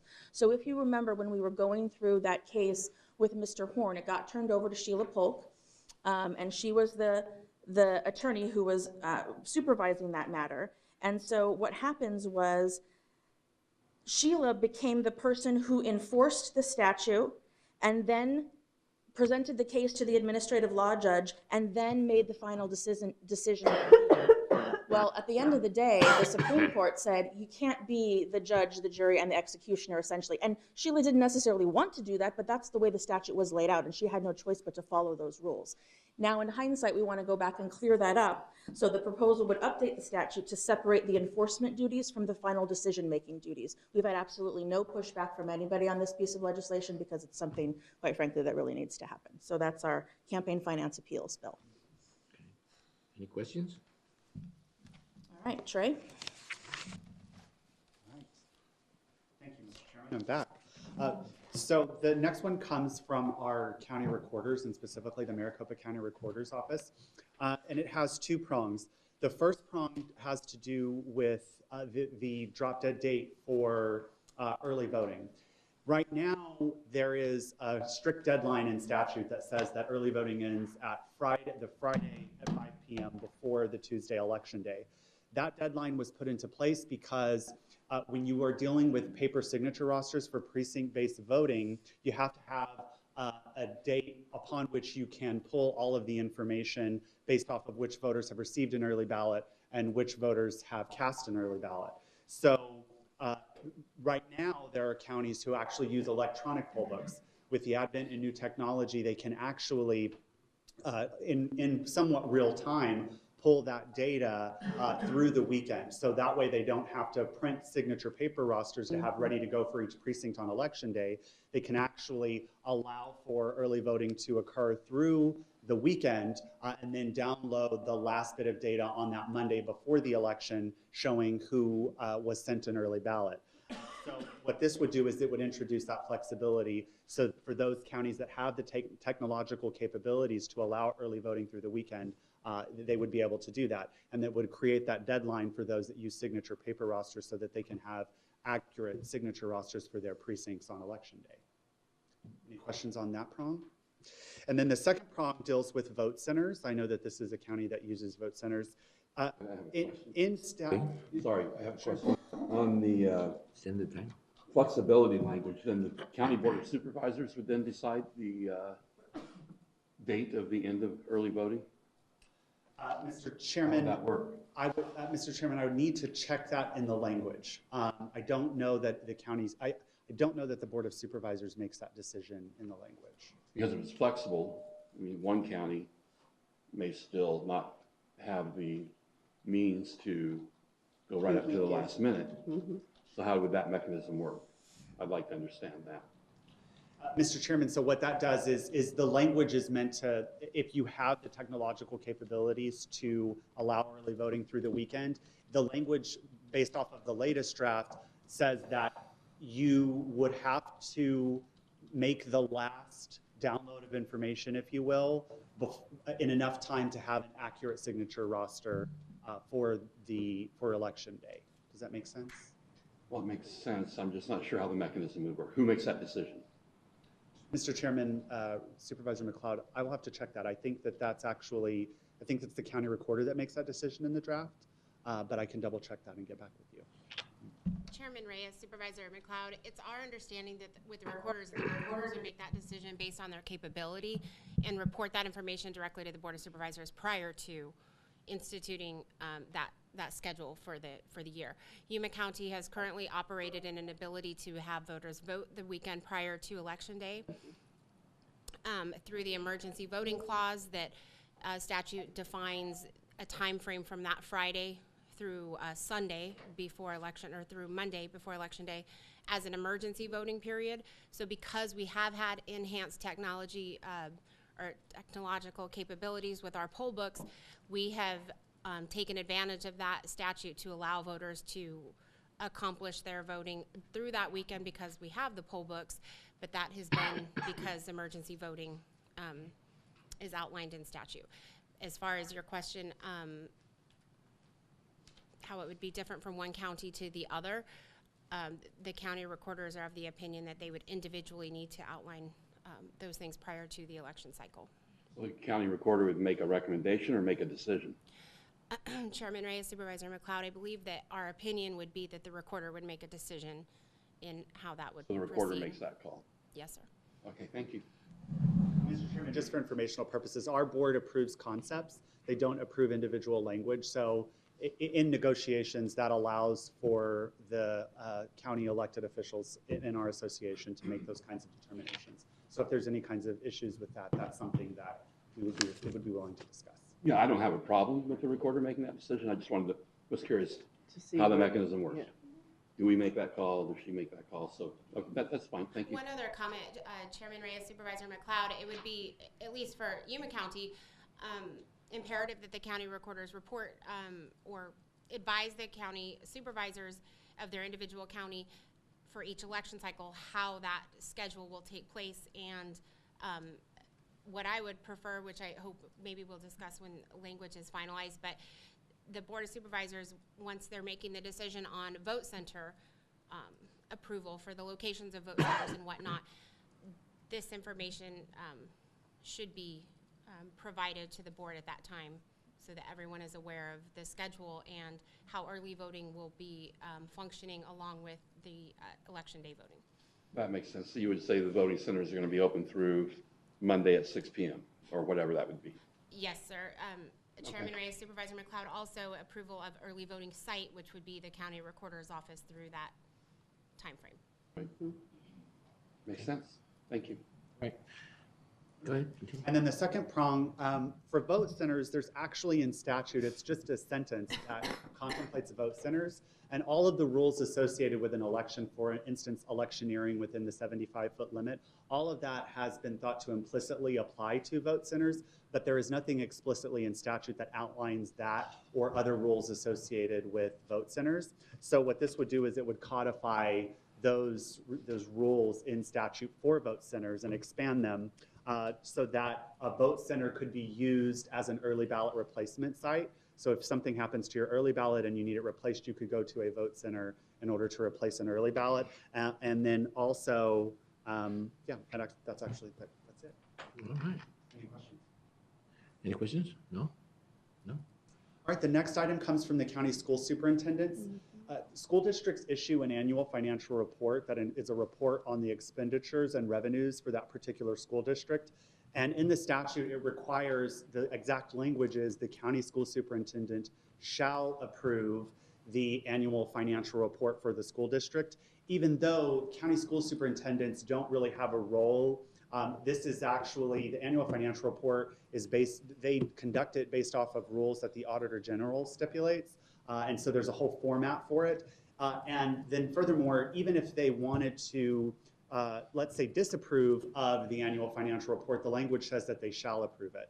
So since the county school superintendents have no role in that, they simply just would like to remove that language entirely, since they don't really have a role in drafting the annual financial report or in doing an audit of that. That responsibility falls with the Auditor General.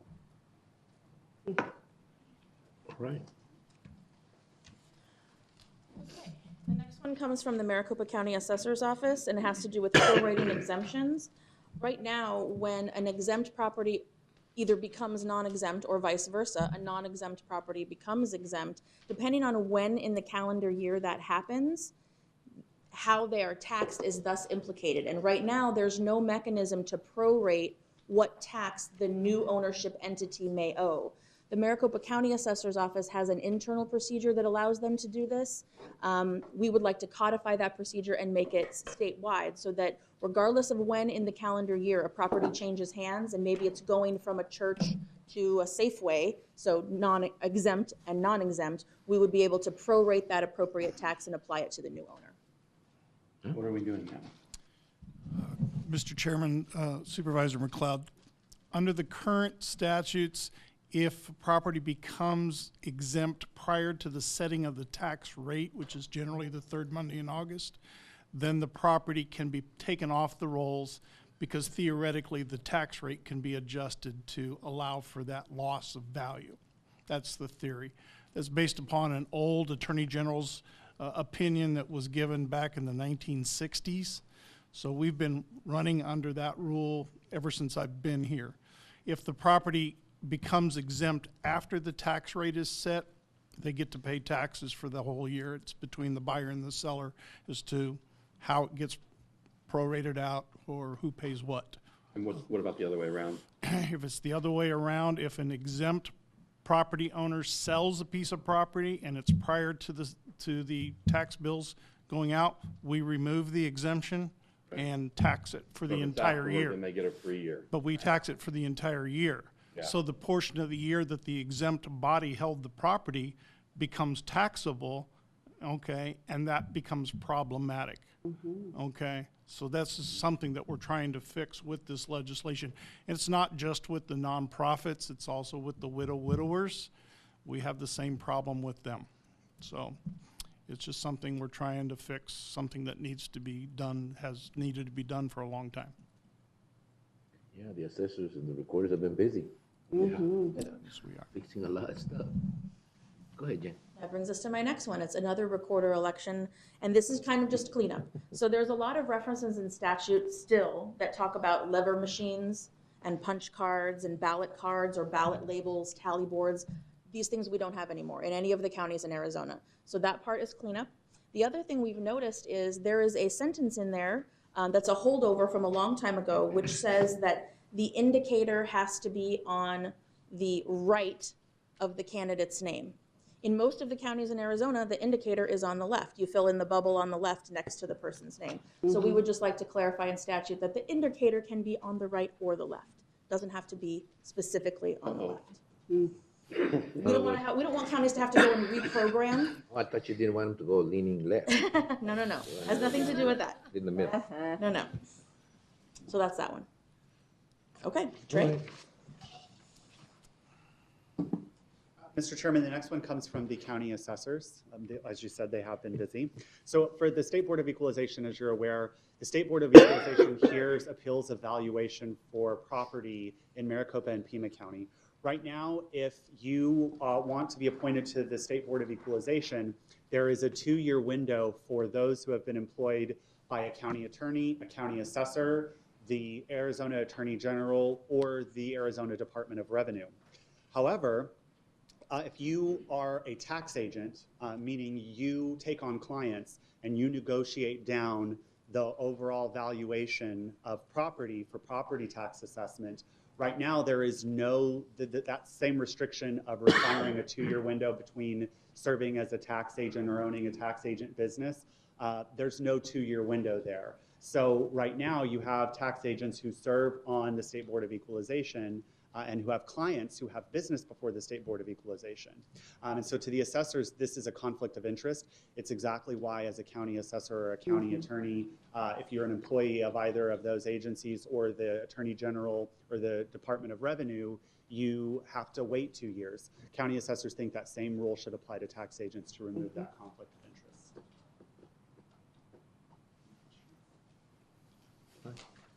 And then the next one is not, we don't anticipate needing legislation for this. It comes from the county school superintendents. But right now, the law says that in order, so the county school superintendent acts as a fiscal agent for some school districts, and they do payroll for them. In order for a teacher to be paid, the law says that they have to have a physical copy of the teacher certificate on file, or not a physical copy, they have to have a copy of the teacher certificate on file. The way that it works right now is the Arizona State Board of Education maintains certifications in a database. But in order for the teacher to be paid, first, the teacher has to provide a physical copy of their teacher certificate to the school district, and then the school district in turn has to provide a physical copy of the certificate to the county school superintendent for those school districts for whom the county school superintendent does payroll. So what that means is that it's basically a two-step bureaucratic process, when in reality, the county school superintendent could simply obtain the certification data from the Arizona Department of Education database that holds the information for teacher certificates. They have tried to work this out administratively in the past. The county school superintendents have actually met with the Arizona Department of Education. We've been very grateful for their help, and we think that we're going to be able to solve this administratively, but it was proposed and approved by the board as a legislative proposal, so we are including it here just for informational purposes. And I'll leave it to Jen to close out. Thank you. Last two. Okay, the next one comes from the county treasurers. It's a three-pronged treasurer revisions bill. The first piece allows for the electronic copies of paper records to ensure that electronic records meet the current statutory requirements. The second is allow the treasurers to provide tax lien live auction information online as opposed to in a newspaper to help save money for the county. And the third is to remove the requirement that county treasurers notify that a tax lien is going to expire via certified mail. This is going to have to be split up into two bills. The newspaper one will be by itself, and then the other two pieces will be in a bill by themselves. That's because, as always, you can imagine the conflict that we have when we try and take things out of the newspaper. So we have been negotiating with them very well. Those negotiations are actually going good, and I think we're going to be able to come to a compromise, but we're going to keep it separate just in case. Just so you know, on the certified mail piece, the tax lien is going to expire whether that owner receives certified mail, regular mail, whatever the case may be. When they purchase that tax lien, all the information about its expiration is included in there. So as an investor, they should be managing their investment, and hopefully we can save counties a little bit of money by not having to serve those notices via certified mail. I'm happy to answer On any the questions. print one, I know that we're rapidly moving into a digital age, but there's still some people who don't have, internet service, some places in this country. And to me, taking that notice out of the print information, it's still a little early. I don't think we're there yet. And I think right now, again, I'm subbing for Megan, but I'm pretty sure that right now where we're at is a truncated, if you will, version of the live auction information will still go in the paper, but the big list of all of the property descriptions and things like that will not. That would be shifted to online. So it's not like there's no notice that the auction is happening. It's just in a shorter form. All right, well, I've seen that. it doesn't say that, but. Now they have both. Correct. Form and Correct. The tax lien purchasers, the notification of expiration, how much money are we talking about? Let me see if that's in the picture here. Certified mail? We don't know. The mail keeps changing their fees. Yeah. The mail does change the fees, and here's some of the other challenges we've run into when we've asked the counties for that information, is they're just putting it in their mail line item. They're not separating out which part of their postage costs go to this and that and that. So we're having a hard time gathering the data from the counties about, well, you spent $8,000 in postage, how much of that was certified mail for this particular purpose? We're trying to get it. I asked because if I'm not mistaken, the last one we did, maybe 12, no more than 15 were purchased in a year. And so, so then 10 years from now, you're saying there only have to be 12 notices that year? yeah, I just can't see that. Mr. Chairman, It's different in Maricopa. Mr. Chairman, members of the board, speak on behalf of the treasurers. This is not for the tax lien sale process that you're thinking I of. understand it's when it expires. It's when, yes, when an investor how is many bought a of them? lien and it's expired, and they have to be notified that, hey, your lien's expiring. And Yeah, so, I follow that. Some of Okay. them, so that number, even out of the, say, call it 15, is going to be reduced because something else may have happened, somebody got caught up, whatever it may be. So to me, I'm not seeing the fiscal impact versus the possibility that Not a big making one. a good notification. It's just not very big, at least not for this county. It'd be interesting to see it. It was a huge number for Maricopa, but I just can't imagine it's that big of a number. Just because it actually helps those lien holders, I don't have a particular problem with it. It's the cost of the the mailing cost that really we're dealing with. And it's like saying, okay, well, you do this business, and now we're sending you a reminder that you may lose your tax lien because you haven't effectively, perfected it, I guess the word. So we're just sort of serving as a reminder to people who should know better. So I can see us, sending notices to the original owners, things like that. But again, I agree with Supervisor McLeod. It may be a smaller problem than really that needs to be addressed, as opposed to something much, much bigger. Because you're looking at things like people's mental health may have deteriorated, if a couple bought it, the individual who's the investor may have Maybe a deceased, mom. and Sure, 10 year, a lot can happen in 10 a years. lot can happen in 10 Absolutely. years. So to me, I wouldn't support it, but we'll see. Okay. Okay, and then the last one is sort of like the bond election one. Right now, special districts have to tell the county 120 days out, hey, we want to have an election. That 120 days is generally observed by cities and towns, but statute doesn't actually say that. So what we want to be clear about is that not only special districts, but also cities and towns have to give us 120 days notice if they're going to have an election. Like I said, by and large, most cities and towns, no problems. We have had some cases where a small city or town will wait until 45 days out. That's problematic because if you have UOCAVA voters, those ballots are supposed to go out 45 days before. We've talked to the League of Cities and Towns. They don't have any objection, so I don't think that we're going to see any objection at the legislature. That one I don't see as much of a problem. Any questions on this one? No? Jane, thank you. What are you expecting from us? Are you expecting a vote of support, or are you expecting us to say, we don't like this one? We don't That would be great. If you would like to support the whole package, including the all-mail ballot election, that'd be fantastic. But I'm a realist. And because some of you may be hearing these items for the first time today, it might be premature to ask you for a vote today. You haven't had time to digest them, talk to constituents, see how they feel about them. But as the bills go through the legislative process, we can keep Susan and the rest of the team apprised of what's happening. We'd love to have a position of support on some of these items moving forward, absolutely. If you'd like to do some of them today that you're confident in, that's great, but that's certainly not necessarily our request. We know you need time to think about them. All right, well, it's a work session. We normally don't do much at the end of one, but the information was great, though. Great, thank you so much for letting us come. All right. Anything from you, Sister and Recorder? I'm good, Mr. Chairman. Yes. I don't know. It's not on the agenda, so we probably couldn't discuss it anyway. All right. I'm not going to go there. I know. Anything else? Chairman Reyes, members of the board, thank you for allowing ECO to come and discuss these items. It was an interesting process to go through all of the proposals and then limit them to the items that would go forward this year. And the board works really hard with everyone in the counties and with CSA, and we really appreciate the supervisors. Fortunately, we get to do this for the CSA process also, so we're kind of somewhat familiar with the particular legislative process where most of the items, by the time they get out, they've had plenty of discussions internally, and so I'm sure that that's the same process you guys follow. So we don't get 50 or 60 proposals. You just get the ones that you particularly feel are important enough to get to this level and that are limited enough in time and resources that they may get support at the legislature. Thank you. Thank you very much. ACO can bring their convention here? We should discuss that, yes. Well, because someone's going to be president of ACO next year. You know that you didn't come out, that, the announcement was sort of like side off. You should have stayed. Oh, we know. Yeah, next year's going to be a big year for Yuma County, I hope. Yeah. We may crash your CSA summit.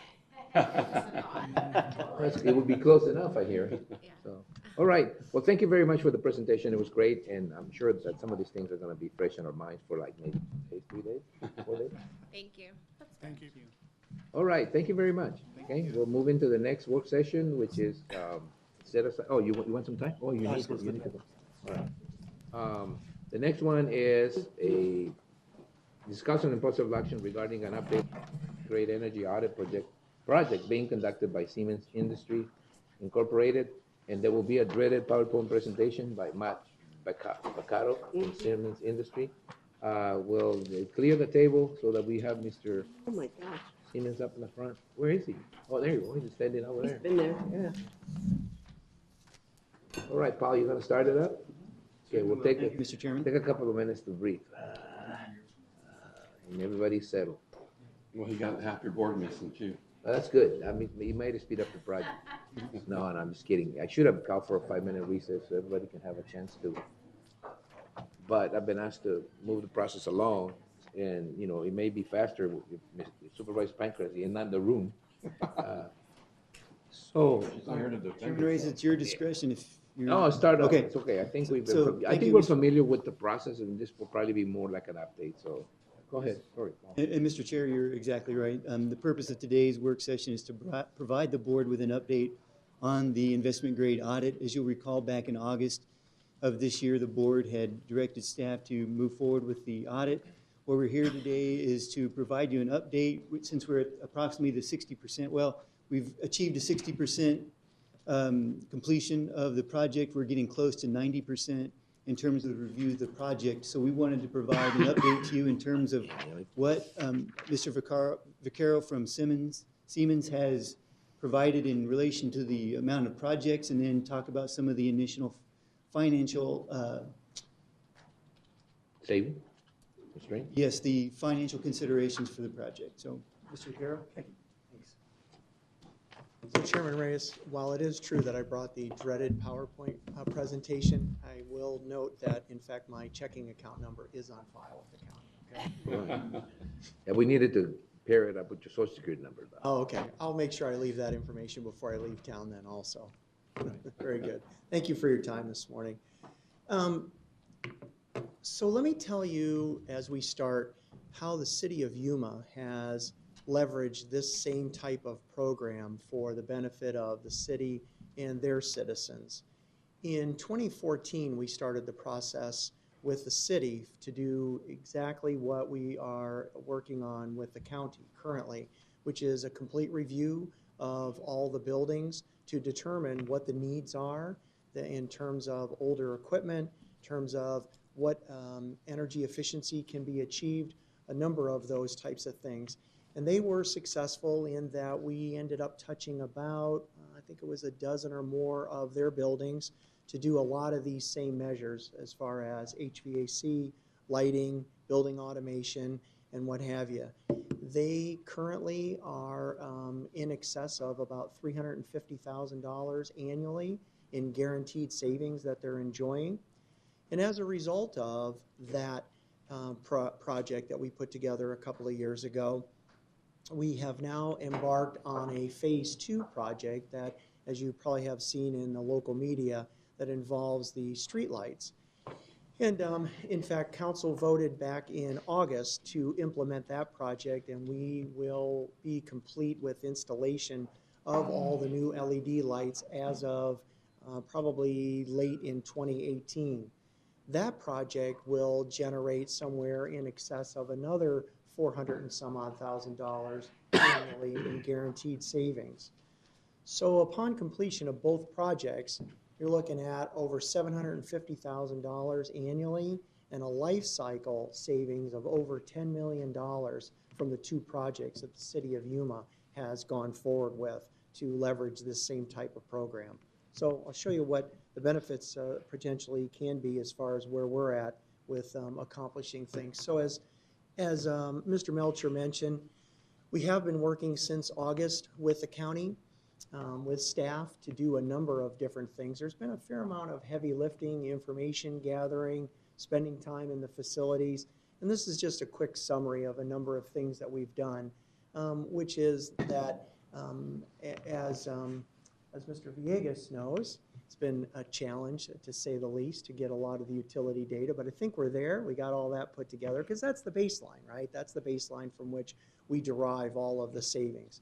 So having assembled that, we've started into a number of preliminary surveys that we did during the month of September, developed some initial scopes of work, and then met with staff and said, this is kind of where we're at. This is what we think starts to make some sense. What is your opinion? What should be included? What should be excluded?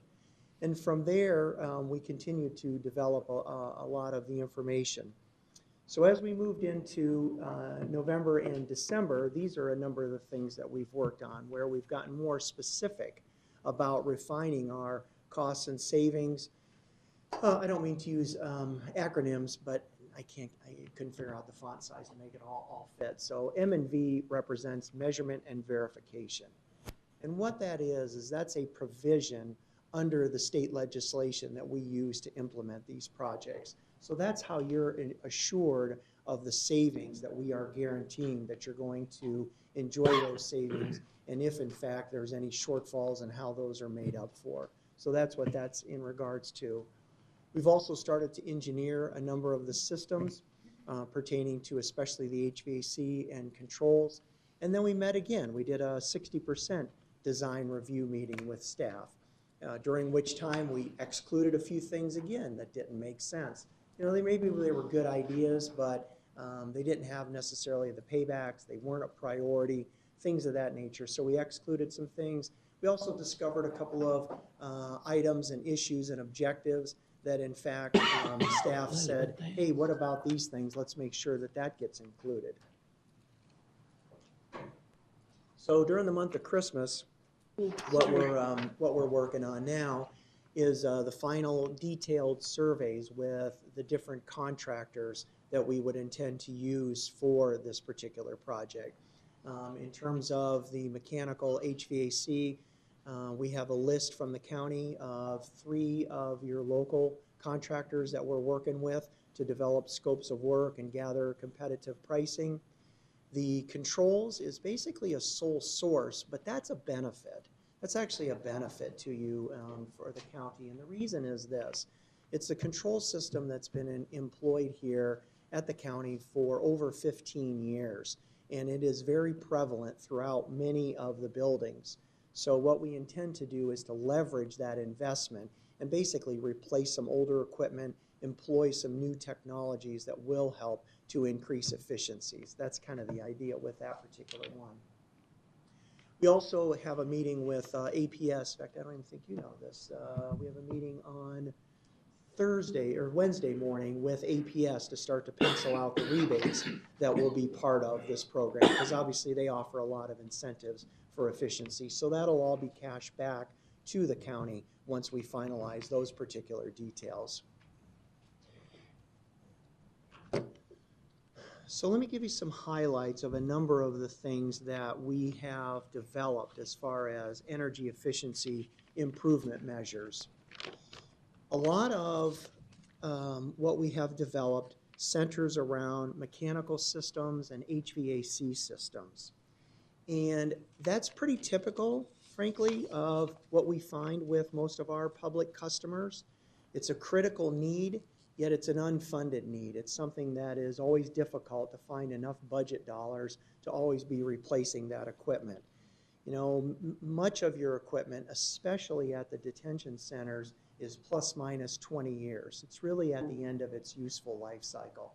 And that's a fairly large size unfunded need. So how does that get paid for? Well, obviously with a lot of savings. That's what we're working on.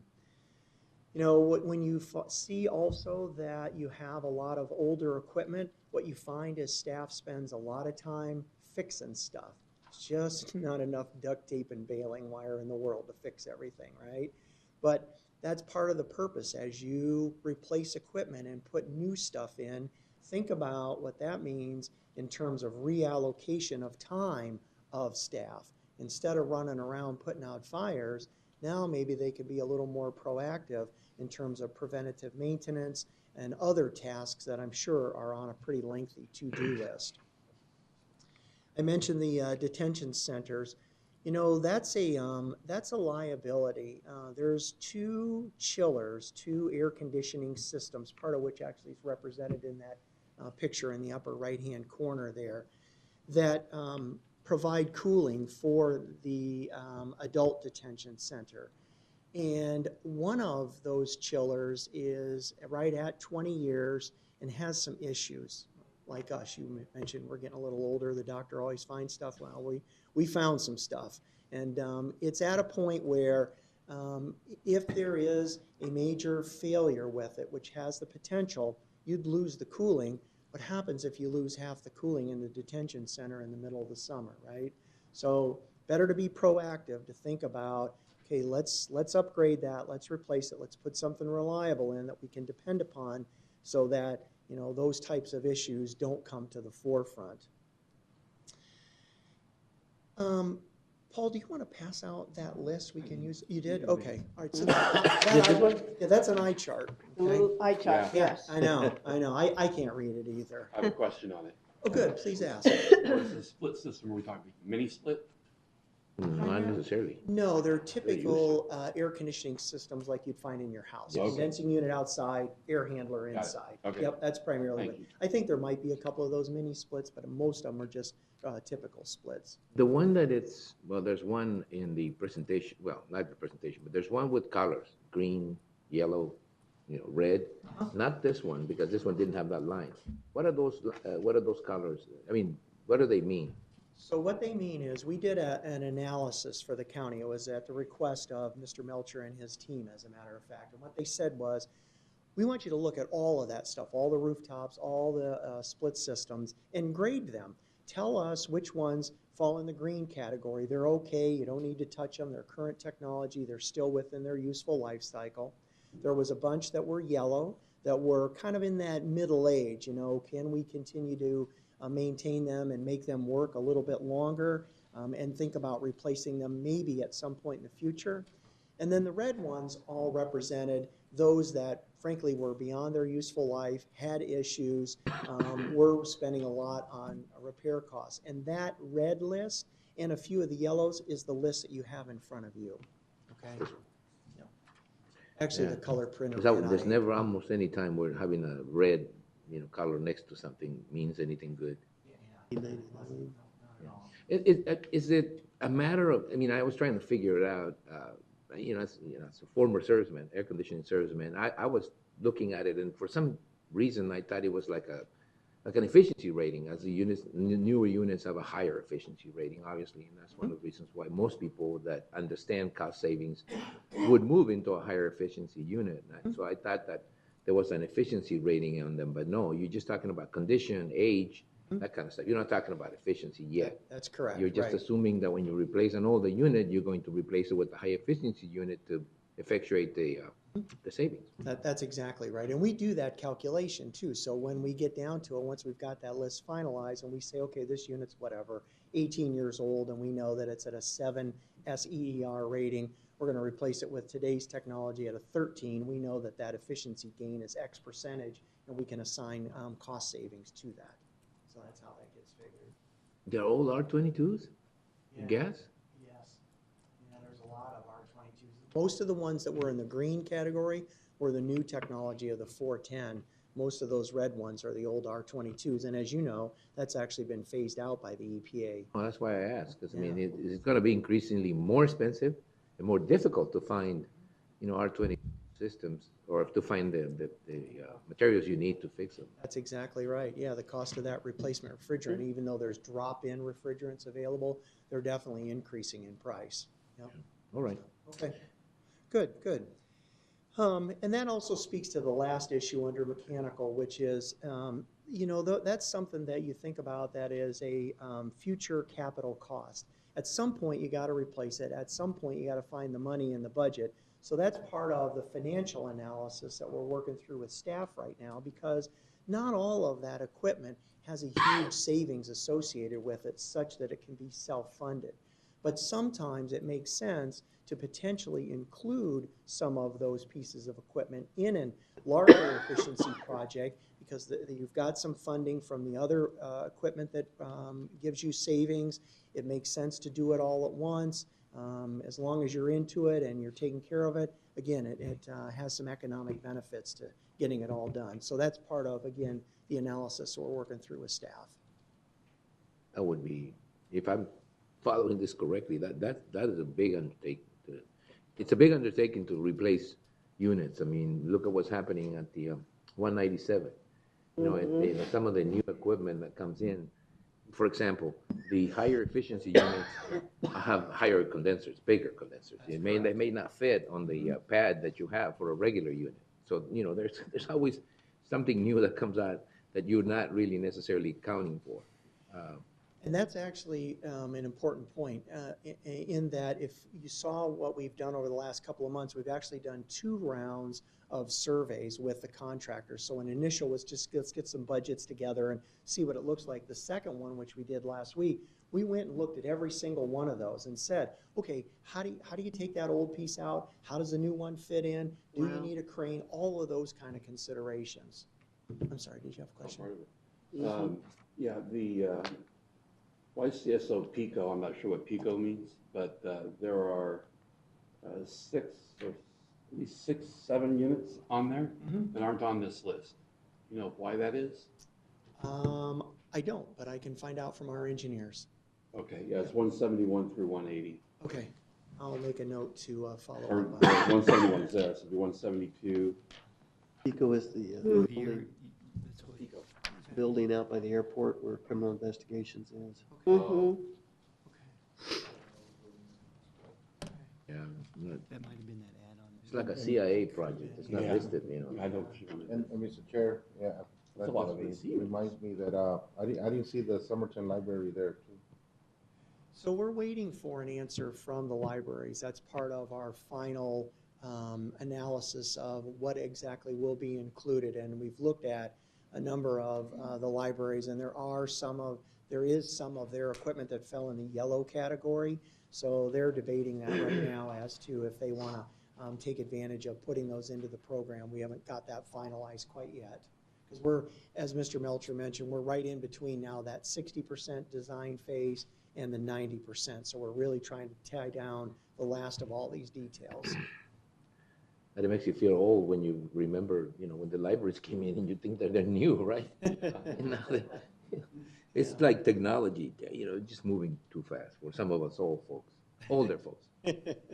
All right, continue. All right, very good. So next, let me make a couple other comments then in regards to this particular slide. So I mentioned the building automation.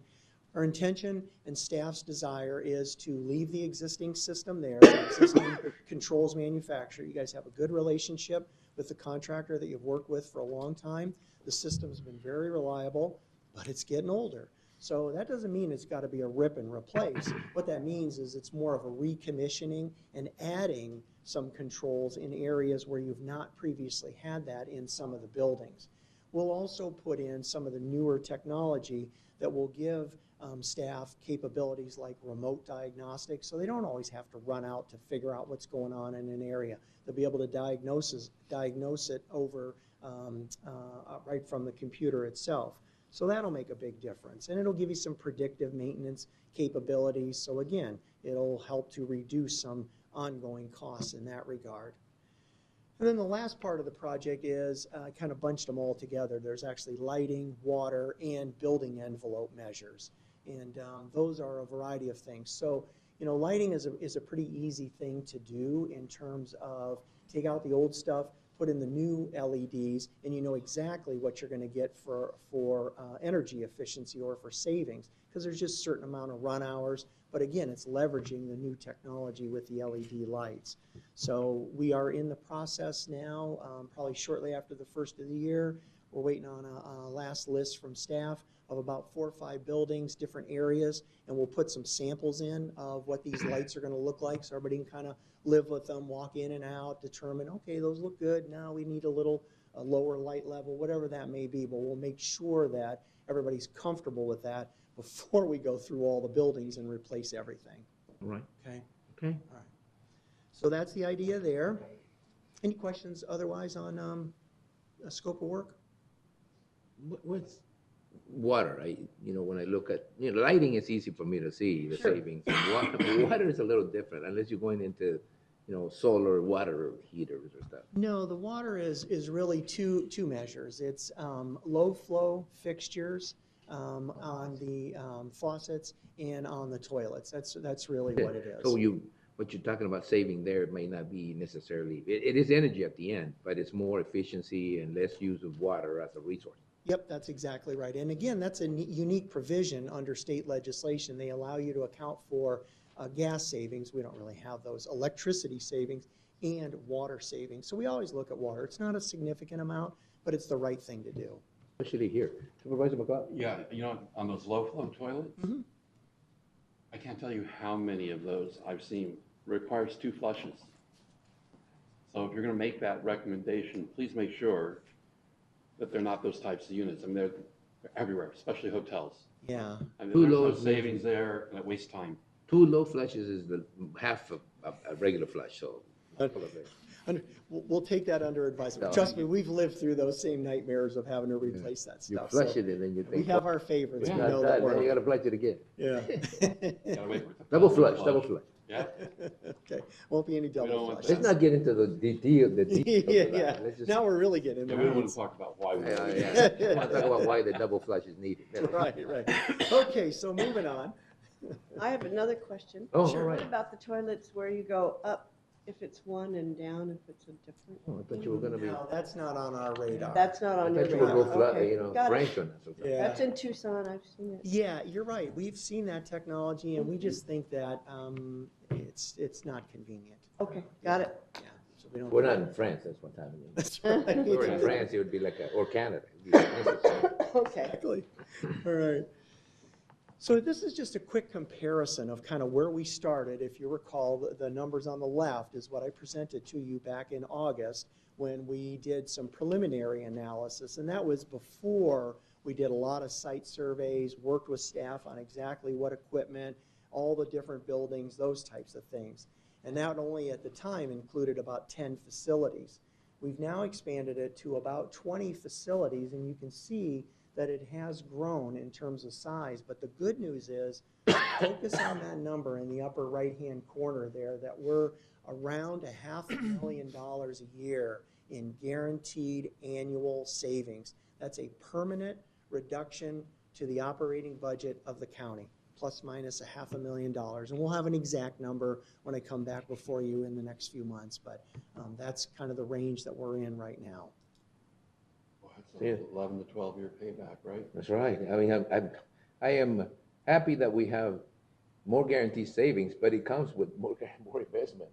I mean, obviously, there's a correlation between those two. Yeah. And the energy savings now went in a range from 14 to 18 down to 8%, which means we're really getting into an area where, you know, some of the savings are not substantial. You know, like if you have a 10% saving, it may not be worth as much as if you had a 14 to 18%. Will those projects be ranked as far as important? That's the savings? request. Yeah, that's the request staff's made of us. So we're working on separating all those out, and then we'll work through the list. And that's the idea, right, is that if you can combine a project where you have some that may only have that 8, 9, 10% energy savings with some that have the higher amount of reductions, you know, say 15 to 19%, you put it all together, that's when you come up with a blended program that makes sense overall. In other words, you get more done as part of one project. So that's yeah, what but it's we're like working working in towards. old buildings. That's what happens. You start with the, you know, if you look at it from the perspective, okay, you start with a potential project investment range of 3.8 million to 4.6, and now you're in the 5.8 million, 6.5, which again proves the point that if you get into trying to effectuate savings on older equipment, you find out that it's a little more complicated and a little more expensive than you really think of when you get into it. It's almost never have I seen a study done on efficiency that actually goes the other way. It says, "Oh no, you're really good." I mean, you know, it's less than we thought. Well, let's do the Let's do the study a year or so after this, right? Then you'll get a lot of green check marks. Mr. Also, Chair, I'm sorry, go ahead. One quick thing, Matt. And that also highlights the impact of those marginal projects where there might not be that much in energy efficiency. But if you look down the line, given the fact that, you know, money is still relatively cheap in terms of the debt service, would you want to try to take care of some of those projects ahead of time, knowing that maybe 4 or 5 years down the road, then my challenge might be to come up with another $500,000. So you're right. That's the other aspect of it that we wanted Matt to cover, is not only to do it on a project building by building basis, but also to take a look at the dire needs and then take a look at the marginal ones and see how that all wraps together. Yeah. Well, but you know what? It's going to be, it just follows normal logics that, you know, the older the equipment, you know, the older I mean, you can effectuate savings just simply by changing what controls them.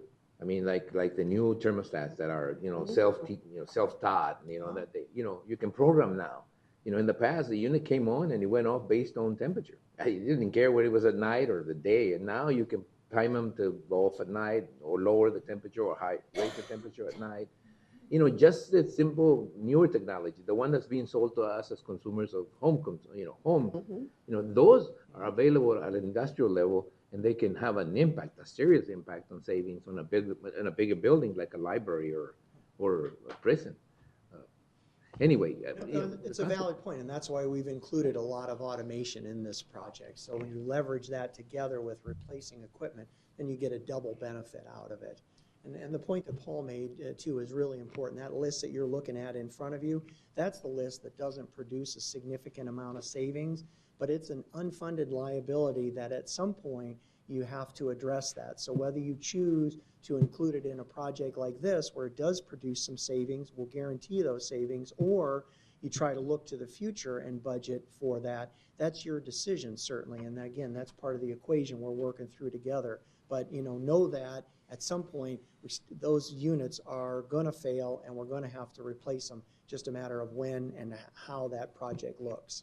So something to consider. Mission creep. Yeah. Go ahead. I'm sure I don't have to mention this, but since it's on my mind, I will. When you bring this back to us, we need to see what the cost of the money is going to be too. Yes. All right? You're going to Exactly. figure that in. I was sure you knew that. And Mr. Chair, we had a preliminary discussion regarding the financing, the general financing options, what we might expect in terms of an interest rate already, to get a sense of, we talked about that payback period, and you're right, when you look at it as straight payback without the interest, it is around 11 to 12 years, add a little interest in there, and it gets closer to around 15 years. So it's 15, huh? It just, give and take whatever By the then final we'll be doing numbers are another gonna be. study that, that one. Well, the real philosophy there is we wanted to make sure that whatever debt is issued didn't go past the expected life of all of the equipment. Right. We were looking at a shorter payback term so that you could have the extended life of that equipment go out further. And so that's part of the philosophy as well. So what I'd be looking for is, are the savings going to pay for the finance? Yeah. That's where it becomes. Are the savings? And I understand what Matt is saying. You look at these are some of the things we struggle with, right? It's the stuff we've known about the detention center and the roof for years. And finally, staff came up with a creative way to get that. But the fact that these systems are very, very old and we are able to upgrade them and achieve some savings, there's a cost savings that is hidden with the repair and the time inconvenience. So there's a lot there to look at. Yeah, there is a lot. Yeah.